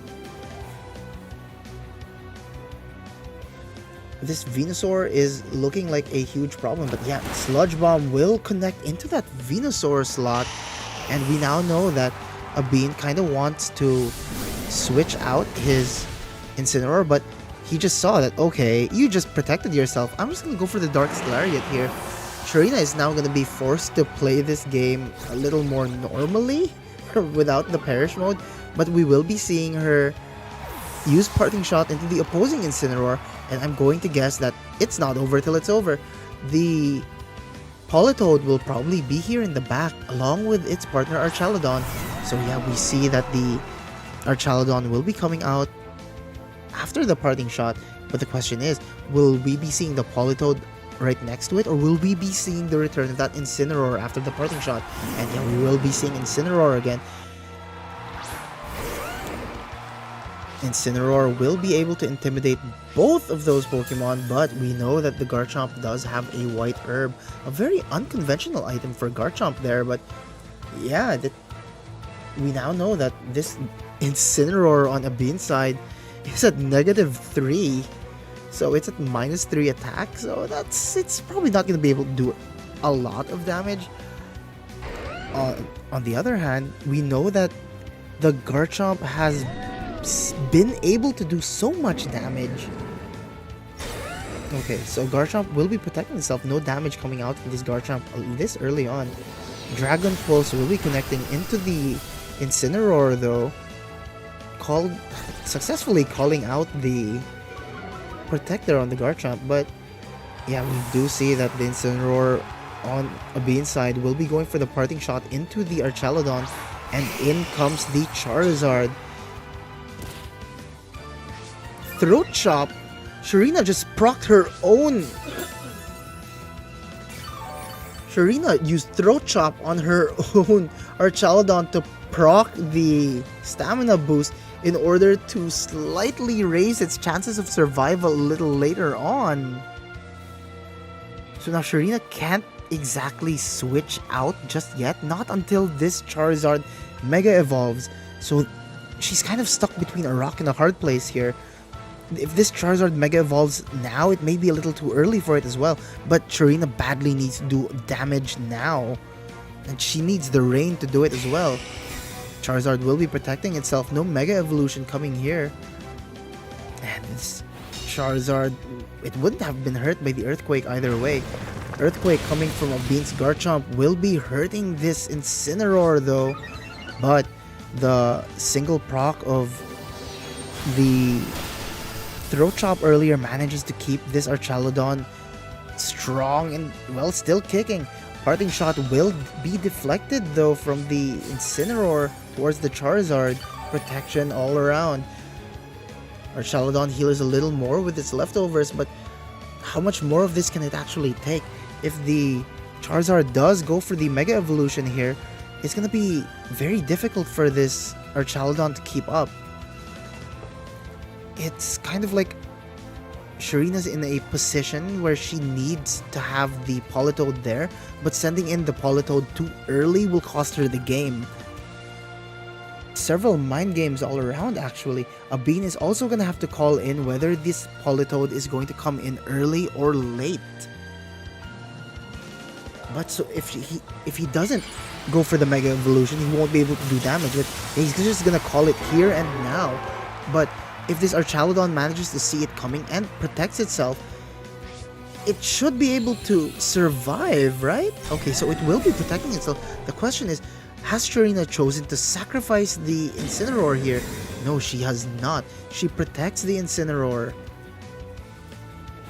allowing it to survive yet another turn. An unconventional move on Incineroar, since a lot of Incineroars don't run Protect, but we have to remember that this is in fact a Perish team, so Incineroar usually runs Protect. Now, I don't think the Incineroar is in a really good spot to go for a Parting Shot here, but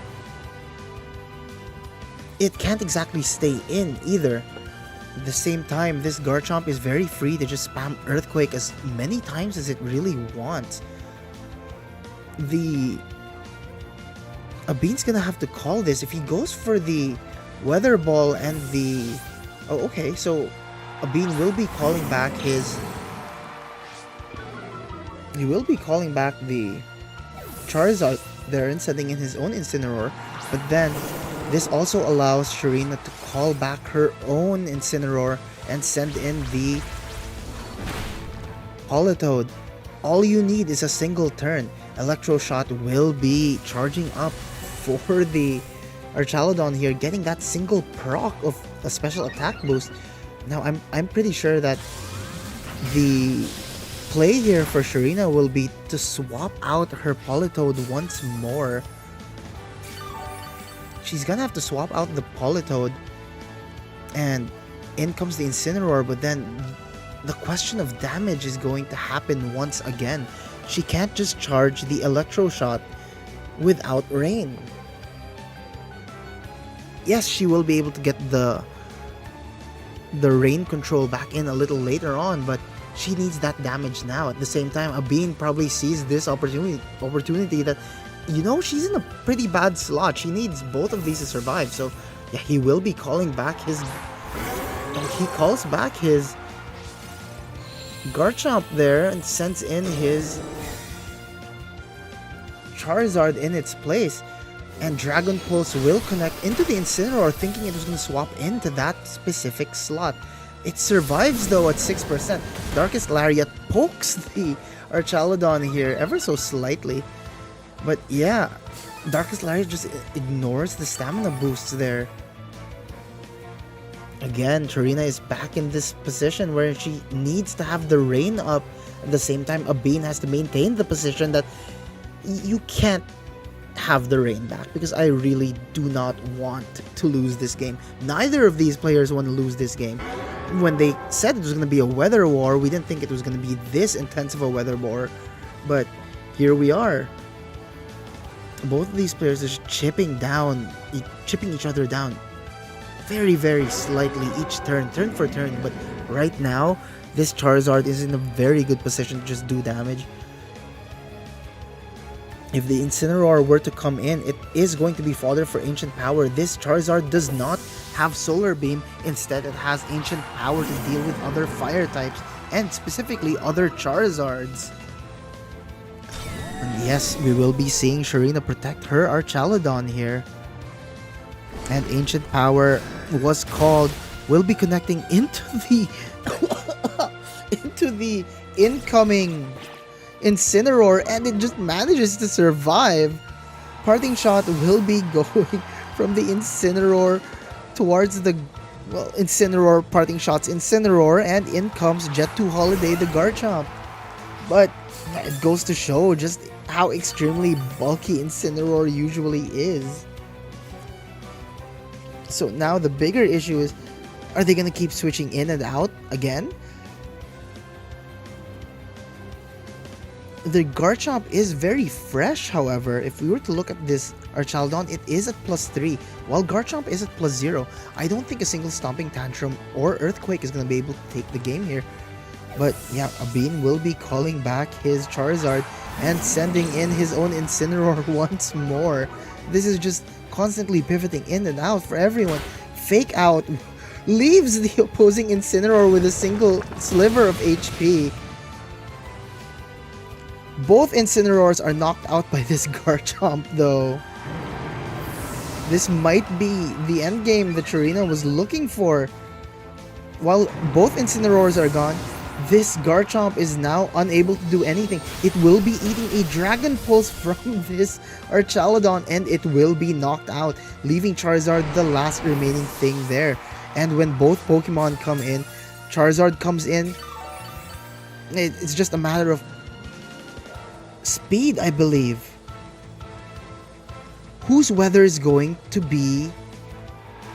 Okay, so Abin will be sending out the Charizard first, which means Drought is already in effect, so no proc there. Instead, Drizzle will take over, and now this Charizard is going to have to think of something because it does not have Solar Beam. Bit of an issue for this Charizard. The anti-Charizard now has to deal with something that isn't a Charizard. It has to deal with a Bridge of a Dragon. So whether the Electro Shot comes in or the Weather Ball, this might be curtains for this Charizard.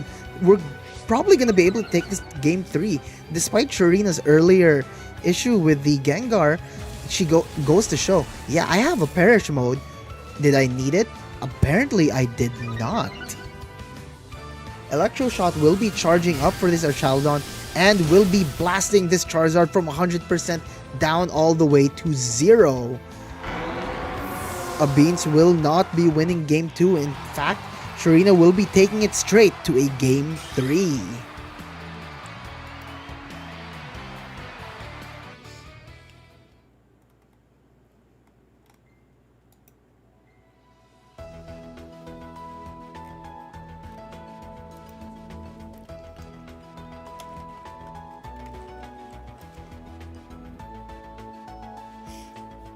Okay.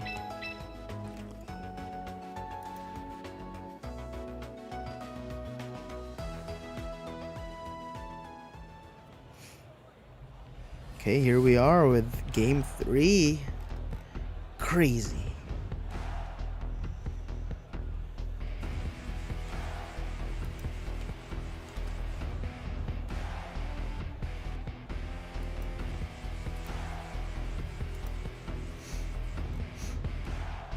Okay.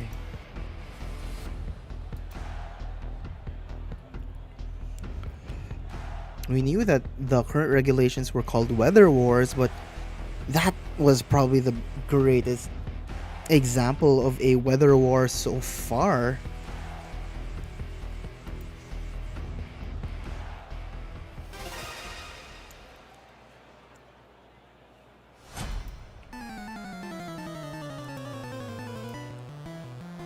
Okay, so here we go. Abin will be leading game 3 with Garchomp and Incineroar once more, similar to game 1. Sharina earlier did not succeed with getting the Perish up, but hey, she's gonna have to win another speed tie here, and we know Champions, it's most likely going to win here because the positioning is the same. For a lot who don't know, the RNG seeding for Champions is a little not great. So long as the slots you're targeting, they're more than likely to remain the same all throughout. So if Sharina were to go for a fake out into that Garchomp here, there's a pretty good chance she's going to win the speed tie provided the same positioning is going on. We did see earlier that in game 2, she did succeed in winning the speed tie, but she failed to win the speed tie in the second game. So we will be seeing this, the Mega Evolution here, so no Shadow Balls here or Sludge Bombs. Mega Gengar is here to sing. And it is protecting itself, not going for the Perish song here immediately. But no, we will be seeing that the Incineroar on a Bean side will go for the fake out. And this time, it's Sharina's Incineroar who's unable to move. Okay, so the Stomping Tantrum did not succeed into the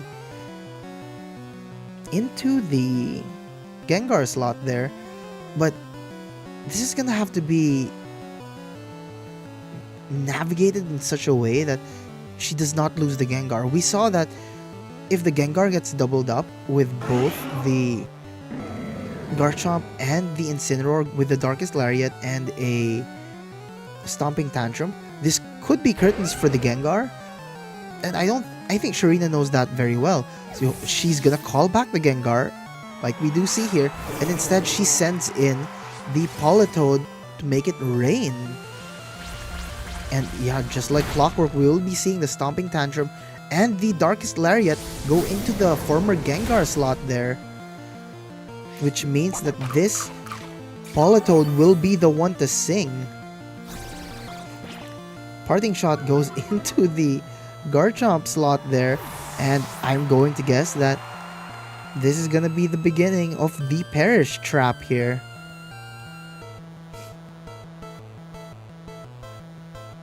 A Bean has no choice but to keep attacking, whether it be the Archaludon or the Gengar coming back in. It's not gonna be easy. And yeah, we will be seeing the Gengar return here. We just saw this little toad take on both a Stomping Tantrum and a Darkest Lariat and survive. It ate a bit of that citrus berry and survived long enough. So yeah.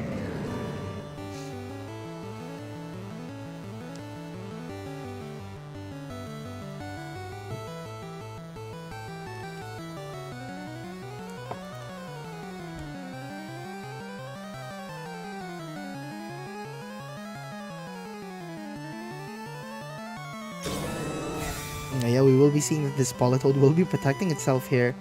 But I'm going to guess that the Garchomp and the Incineroar here are probably going to attempt to go for, yes, a Stomping Tantrum and a Darkest Lariat into this Gengar just to knock it out.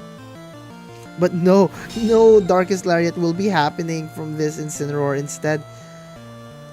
Oh no, that may have been a bit of a miscalculation for a Bean there. So now Sharina is able to get the trap set up. So now all she has to do is survive 3 more turns. Weakening the enemy team even more. There's nothing it can do. This Gengar will once again be protecting itself though.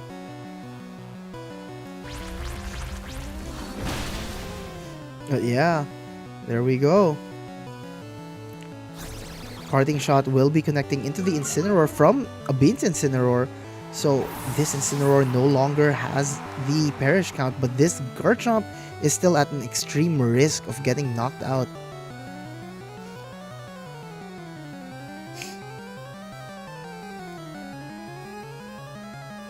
But yeah, a Bean will be sending out his own. He's gonna be sending out the Venusaur here. And Venusaur threatens both the Gengar and the Incineroar.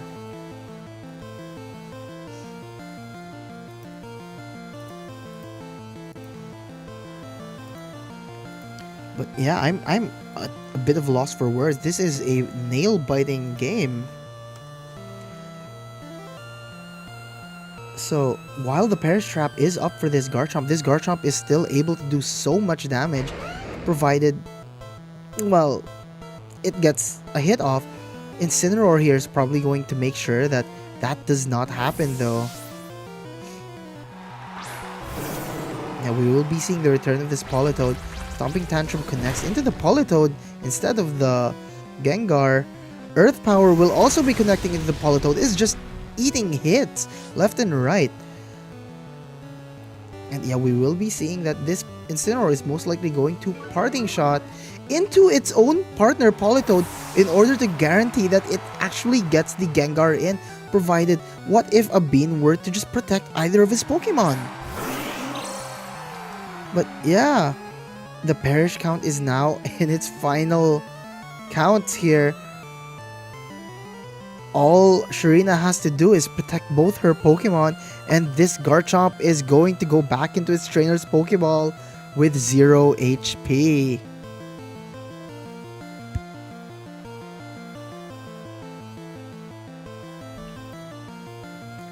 Not exactly a great position for a Bean, but then Sharina's Pokemon aren't exactly the healthiest they are right now. I'm not sure how much more of this team can keep taking this beating.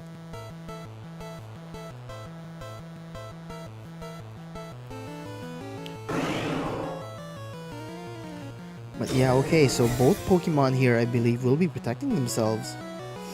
The Politoed goes for... No! There will be no protect coming from the Gengar. Goes for the Shadow Ball here. Stomping Tantrum will not connect into the Politoed, whereas Earth Power though will be knocking out the Gengar, but that doesn't matter anymore. The Garchomp is gone.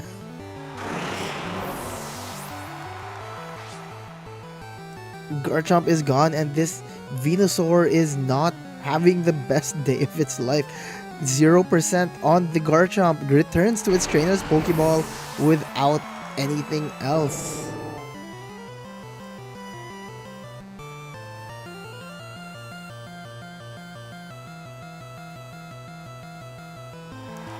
And yeah, we will be seeing this Archaludon come back up though. And more than likely, Sharina is going to be calling back her Politoed and sending in her own Incineroar here.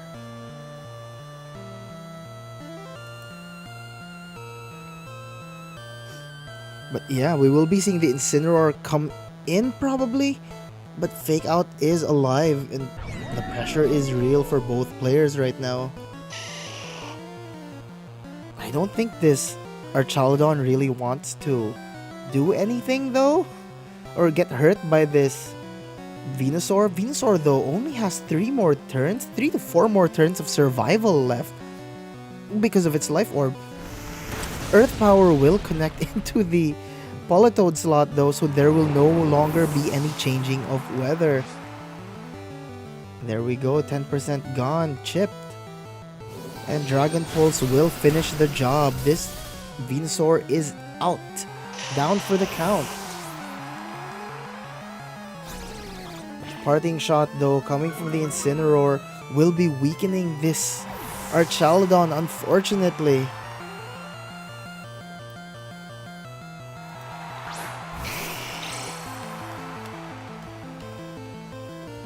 But yeah, we will be seeing that the Charizard and the Incineroar duo will be fighting against the Incineroar and Archaludon duo. Except one is a Mega in its element. Is gonna be able to go for the Drought here. Intimidate coming from both of them. But Sharina's Incineroar does have way less HP than a Bean's. Both of the Pokemon on the Bean side are very, very healthy though. Crazy.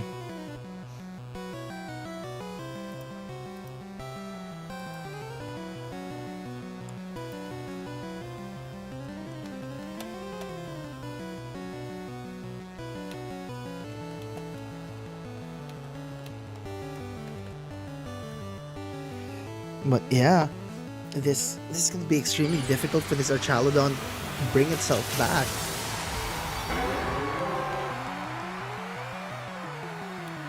It is at -1 without any boost to its defenses, but that's not going to matter. Darkest Lariat and, well, special moves coming from the Charizard are going to dent this Archaludon.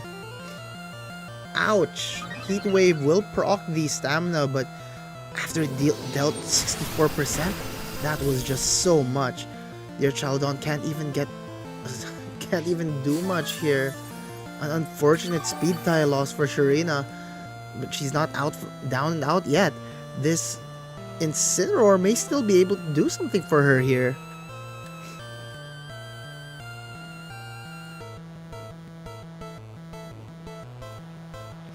But yeah, this isn't looking great. Despite the amazing performance in Game 2, it appears that the Perish mode, while it was an option, it may have been better to use the Gengar as, well, damage. And yeah, we will be seeing that there will be a Protect coming from the Incineroar here, calling out the Ancient Power. And Dragon Pulse will poke through this Charizard once more. 24% though is really not a lot. Both Flare Blitz and Ancient Power goes into the Incineroar slot rather than the Archaludon. What an interesting call out.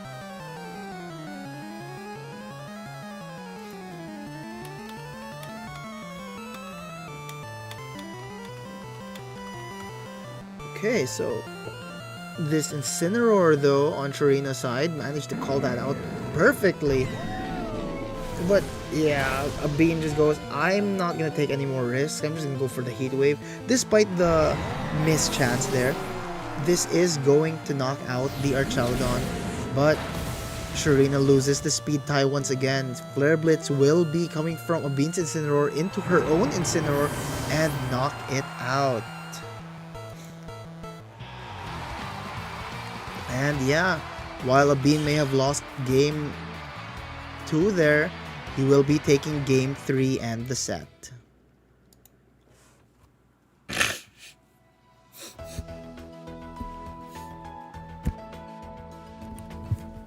Okay, so let's see.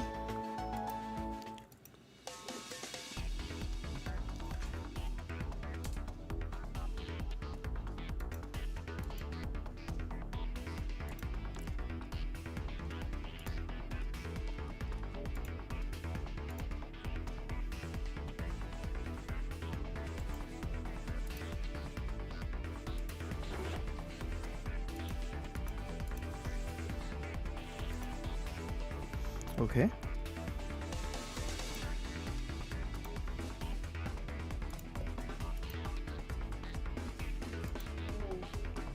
So before we move into grand finals, I would really just like to shout out one last time, or well, one more time, 2 tournaments which are happening this weekend. They are gonna happen, one online and one on site. So again, if you are going to be in Bacolod this weekend, on August 22 and 23, this weekend, the Bacolod Nexus Art and Tech Convention is gonna happen at the Central Hall, 4th floor of the Ayala Mall's Capitol Central. And in the Nexus Art and Tech Convention is going to be the Black Lance Tournament. So on Saturday, they will have a Pokemon Champions VGC tournament, but on Sunday, they are going to have a TCG tournament. So a little something for everyone. Again, if you are in Bacolod this weekend, you might want to consider joining. However, if you're like the rest of us who may not be in Bacolod, shout outs to all of our friends there in Bacolod, Iloilo.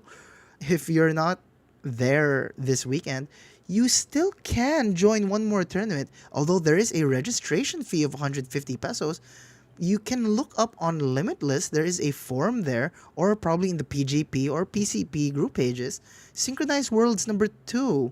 So if you want to join a tournament with a little more stakes, our friend Yop is organizing the Synchronized Worlds tournament. So that is gonna happen this Sunday, I believe, at 1 p.m. And it is going to be on Limitless. So actually, this is for all the people who are also playing in Blacklands.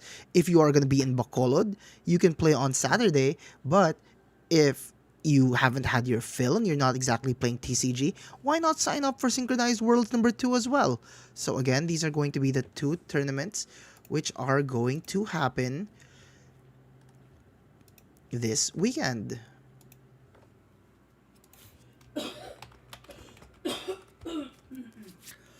But yeah, If anyone has any questions, allow me to redirect you to Christian Paul Salmingo or to our friends over at Neo VGC. You can find them on Facebook. Again, you can just search them up with Neo VGC. That is the Negros VGC group, or Yop. Well, he's more of just a guy, really, but he's pretty present in the PGP and PCP groups. Now, both players are going to be logging their group codes here, so yeah.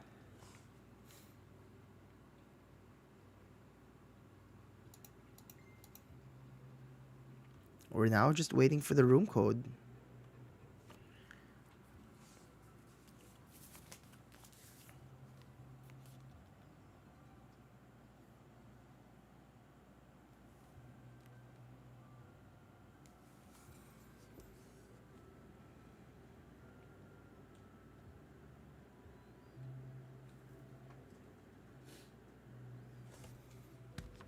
We are not showing the room code because I noticed there are a lot of people who are trying to snipe in. So, to keep it a little more private, I will be entering the room before transitioning it through.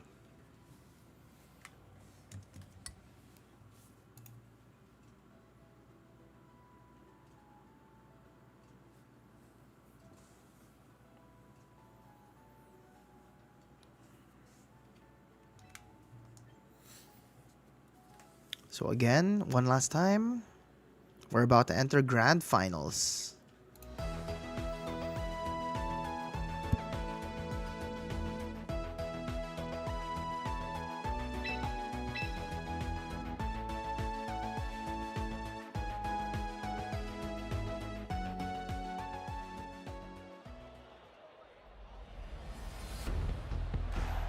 Okay. Right after we thought we'd never be seeing these Pokemon ever again, here they are once more. Another Big Six. Big Six versus Big Six. Of course, this was what it was gonna end with. So Mark Ian Katana Abayon, fresh from his win from Outbreak, actually. Well, yeah, he's bringing Big Six now, and Neil Arvin Abin's Cerato, well, he's always been a Big Six enjoyer, so this is going to be very, very interesting, actually. Both players are playing very standard Big Six teams, but something we do have to take note of is the Charizard for Abin does have Ancient Power just in case he has to deal with other Charizard, whereas Mark's Charizard, Katana's Charizard, does have the standard Solar Beam. Where they do differ though is the remaining composition of their teams. While these are Big Six teams, they're very strong variations of Big Six, or rather they're just variations of Charizard archetype teams. Both do have Garchomp, but Katana's has Citrus, while the Garchomp for Abin has White Herb. Okay, so I'm not gonna divulge anymore. We've seen these teams play over and over. Abin will be leading with Sylveon and Aerodactyl though. And yeah, Katana will be leading the game with Charizard and Garchomp. Again, Grand Finals is here and we are looking at Charizard once more. So this kind of gives Abin a bit of an advantage. I can't say the word advantage. A bit of an advantage here with the Aerodactyl immediately threatening with Rock Slide, but at the same time, the Garchomp, it's a Garchomp, also does not want to be staring down this Sylveon. Now, Abin will not be committing into his Charizard mode this game. Instead, he's committing towards the Aerodactyl mode. This is a jolly Aerodactyl, and it can very much just knock out opposing Charizards with Rock Slide. However, we also have to note that the Charizard for Katana is bold. This is a bold nature Charizard, so it should be able to take one or two hits very handily. But you know who isn't going to be able to take a hit from this Sylveon? Probably the Garchomp. But we see that the Garchomp is also pretty darn bulky. Manages to survive a Hyper Voice. Garchomp will be forced to proc its Citrus Berry there. And unfortunately, the Rock Slide misses the target it needed to hit the most. Garchomp will not successfully hit the Aerodactyl there. Very unfortunate miss. So again, we now know that the Tailwind is up for a Beanside, which may be a big problem for this Garchomp and this Charizard actually. Neither of these want to take any more Rock Slides, nor do they want to take Hyper Voices to the face, but well, it can be very, very difficult here. Is Katana going to commit to a double switch, or is he gonna try to ride this one out? Okay, so he's going to be protecting his Garchomp here, but will he also be protecting the Charizard? And he does. So this is just buying him 1 or 2 more turns though. Rock Slide and Hyper Voice coming from a Beanside. There's no reason not to click both of those moves. Bit of a difficult pin, but it's not unwinnable, so to speak. Garchomp will be called back, and instead Basculegion will be taking its place. In fact, Katana is going for the insane double switch. He's calling back both the Garchomp and the Charizard, and in its place will be the King Gambit and the Basculegion. But both of these Pokemon are now going to have to take a Rock Slide and a Hyper Voice from the Sylveon and Aerodactyl duo. It seems like both of these Pokemon are just free to keep going for whatever they want to do. But this is going to be a little more difficult because while Sylveon usually does thrive in the Tailwind, Sylveon is not a fast Pokemon. The Abin will be calling back. Okay. He is going to call back his Aerodactyl, and he's going to send in the Venusaur in its place though. King Gambit goes for a Sucker Punch into the Aerodactyl slot, but will fail because of that switch. Hyper Voice pokes through the King Gambit. Not much HP left there, but no Tailwind to speak of. We have to look at this Basculegion though. In the sun, Basculegion's damage isn't as high as it wants to be, and this Venusaur does have Chlorophyll and a Life Orb. It is currently the fastest thing here. Katana will go for a Aqua Jet in the sun against this Sylveon. Fails to get the KO, but will attempt a revenge Sucker Punch here. Leaf Storm goes into the Basculegion, knocks it out, but then at the cost of a special attack, double special attack drop. Then again, the Sylveon will be able to just go for a Hyper Voice once more. Yeah. And as the sun disappears here, the sunlight will be disappearing. But as the Charizard and Garchomp return once more, that's gonna be kind of an issue again, because we know that the Venusaur is going to be the fastest thing on the field once again. But I wager, even with all that speed right now, it just took a -2 to its special attack. It probably will not be able to do as much damage. But yeah, we see the Sylveon protecting itself. And Leaf Storm will once again be coming out from this Venusaur, but it will miss the Garchomp. Accuracy is everything. Rock Slide pokes out the Venusaur here, and Heat Wave will not be hitting into the protecting Sylveon, but will it hit into the Venusaur? Yes, it will. Super effective damage goes in. 0% on the Venusaur. Returns to its trainer's Pokeball. Bean calls it back, but then we know that the Aerodactyl is still there to play. And this Aerodactyl will probably be able to do whatever it wants. As long as Garchomp manages to go for the Rock Slide here, it could take out both the Sylveon and the Aerodactyl here. Bean sees that, yeah, the Sylveon still has a lot of value, will be calling back his Sylveon and sends in the Incineroar just to mitigate a little more damage coming from that Garchomp. Yeah, Aerodactyl will be going for the Tailwind here, calling out the moves. And yeah, we see that Rock Slide just doesn't do enough damage here. No stab, big problem. Katana's gonna have to think of something quick, especially considering his Garchomp is at -1. And Tailwind is up on a Bean side. This is a heck of a lot of pressure. Fake Out will be going into the Garchomp, making sure that it does not get another Rock Slide in. But you know who will get another Rock Slide in? This Aerodactyl will be guaranteed with its Rock Slides. Garchomp, however, will not be able to move because of that Fake Out. Flinched outright. This might be curtains with the Tailwind still up. Katana's gonna have to think of how he's gonna adjust into this for game 2. Because, well, it doesn't look likely that he's gonna be able to take this any further. Well, he does have Earthquake and... Well, does he have Earthquake? Oh, yeah, he has Earthquake and Rock Slide. But yeah, Rock Slide will not even be able to knock out this Garchomp. But the follow-up to the Darkest Lariat will. Tailwind still up. This Incineroar is quite speedy in the Tailwind. Doubled speed. No problems there.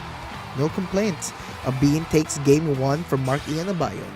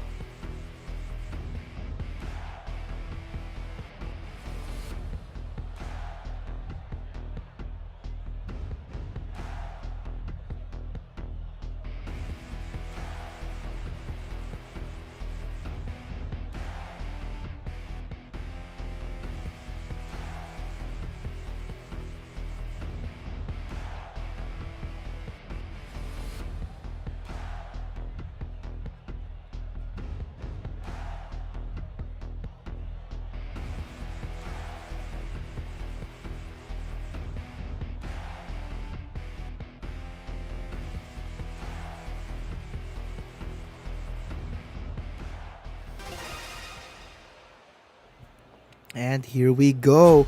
Game 2 finally starting.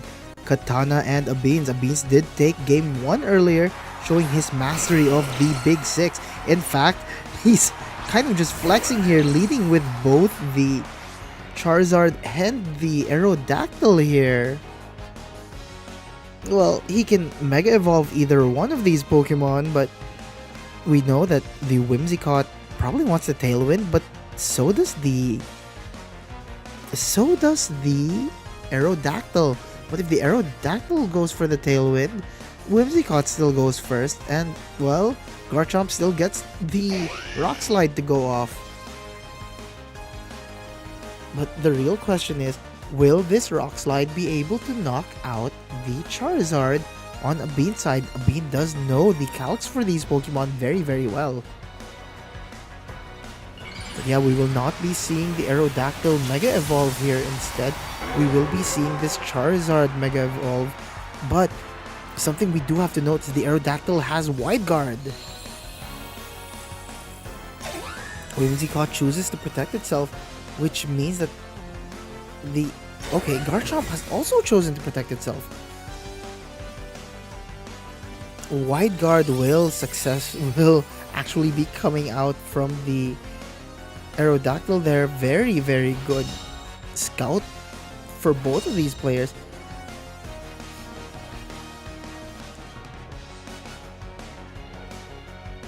Garchomp will have to go for Dragon Claws into this Charizard, but the thing is, Charizard does not have Solar Beam to threaten this Garchomp with. It can use several Heat Waves and Weather Balls, but they are resisted. Bean sees the threat and goes, okay, I don't think I want to deal with any Dragon Claws here. And yeah, Tailwind will successfully be coming up for Katana, but as the Sylveon comes in, any Dragon Claws coming in against that Sylveon will not be effective. In fact, Katana just doesn't respect it at all. He goes for the Rock Slide almost immediately, which means that if the... he can just go for the Stomping Tantrum or the Dragon Claw in... well, he can go for the Stomping Tantrum into the Sylveon here. If he doubles up into the Sylveon, that's probably gonna knock the Sylveon out, but in fact, he can just double into either of these Pokemon. There is an option for both of them. Whimsicott kind of doing work here. You can't really sleep on the damage that Whimsicott normally throws out. It is actually quite a substantial amount of damage that it normally does poke out, but now Whimsicott can threaten the Aerodactyl with Encore. Yeah, Abin sees the threat there, but Katana doesn't even respect it. Goes for a Moonblast into the Sylveon, but does this mean Dragon Claw? Okay, so Dragon Claw will be connecting into that Venusaur slot, but we did see earlier that the Sylveon's Hyper Voice fails to knock out the Garchomp there. Now they can just switch targets. Actually, this, depending on what Katana wants to do, he's at high liberty to go for an attack on either of these Pokemon and get a KO. But no such thing will happen. He will be protecting himself. Both Pokemon protecting themselves. Sludge Bomb goes into the Whimsicott, fails, and Hyper Voice coming from the Sylveon. Now, there is no more Focus Sash available for this little Whimsicott, but it is still much faster. The question is, does Katana want to sacrifice any of his Pokemon this early, though? But yeah, Leaf Storm will be connecting into the Garchomp, knocking it out. Goes to show just how fast Venusaur can be as long as Chlorophyll is up. And Tailwind as well. So that's a double whammy of speed there. Moonblast will poke into the Sylveon, but it does not do enough damage. Hyper Voice screams out and will knock out the Whimsicott. Katana has just lost both of his Pokemon here. But the bigger question is, did he bring the Floette or did he bring the Charizard? That is a big question. And yeah, we will not be seeing the Charizard mode. We will be seeing Floette and Basculegion. No sun. No sir, no sun. Basculegion is in a very nice position to just go for last respects here. At the same time, Eternal Flower Floette can threaten with a Moonblast, or in fact, it can just go for any KO it wants with Light of Ruin, provided it does not miss.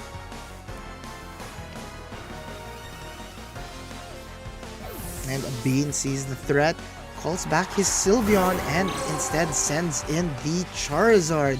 This is going to allow the Venusaur to outspeed everything here. Whether it goes for a Leaf Storm or a Sludge Bomb, it may not be able to do enough damage because of that special attack, the major special attack drop. Will Leaf Storm be able to knock it out? No, it does not. The Life Orb doing so much work, even at -2. But yeah, Moonblast will be smacking into the Venusaur slot, and there, down goes the Venusaur.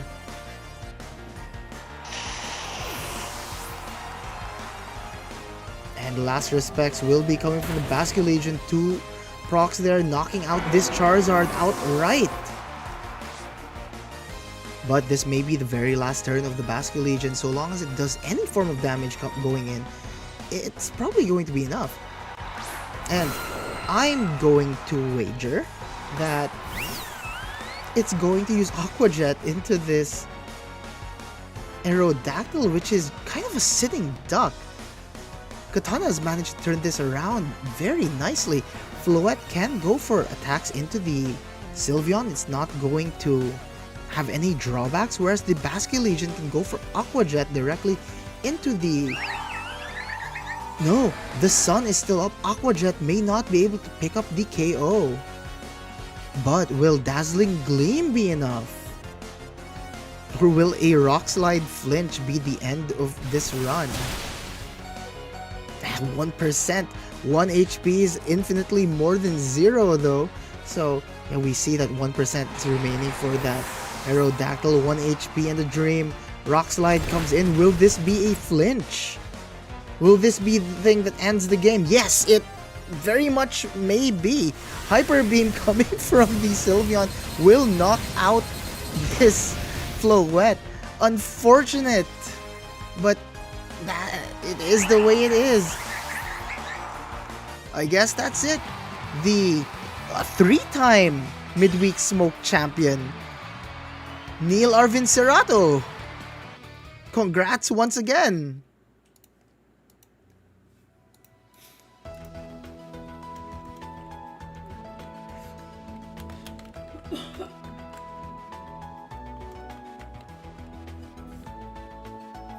Okay, so I guess that's that. Midnight match. Okay, so some slight announcements for all who are tuning in. The next few midweek smokes, starting with the 10th iteration of midweek smoke, I have been getting several requests to increase the player cap, and I'm going to do that. I'm going to increase the player cap, but I'm going to do my best to try and keep it at 5 rounds of Swiss.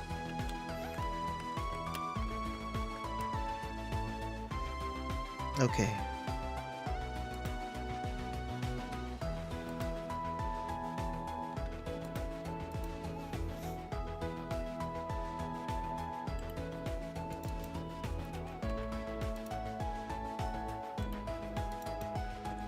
So yeah, we will be, I guess 32 is the top count, so let's see how much more I can push this. Okay, I guess we can increase the amount to 48 players so long as we're doing 6 rounds of Swiss.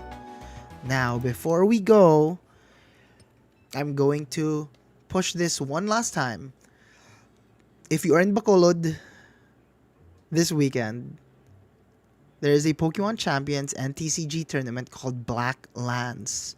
It's going to be at the Bacolod Nexus Art and Tech Convention at the Ayala Mall's Capital Central at the 4th floor Central Hall. On Saturday, there will be a VGC tournament. On Sunday, a TCG tournament. If you are in Bacolod, our friends over at Neo VGC are going to be handling that, so show them some support if you're in the area. On the other hand, if you are like a lot of us who may not be in Bacolod this weekend, please consider joining the Synchronized Worlds #2 tournament this Sunday. There is a registration fee of 150 pesos, but it is going to be hosted by one of our former Worlds reps, Yop, Kristen Paul Salmingo. And yeah, this is the start of something incredible. There is a registration fee. You can find the links to the tournament on Limitless as well as on PGP and PCP group pages. It's just a matter of choosing which one you want to go to, I guess, or which one you want to check out. So, yeah.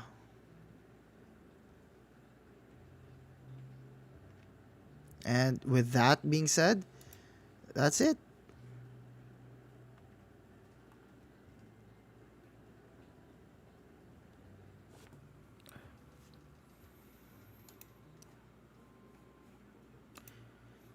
We'll see you in the next ones.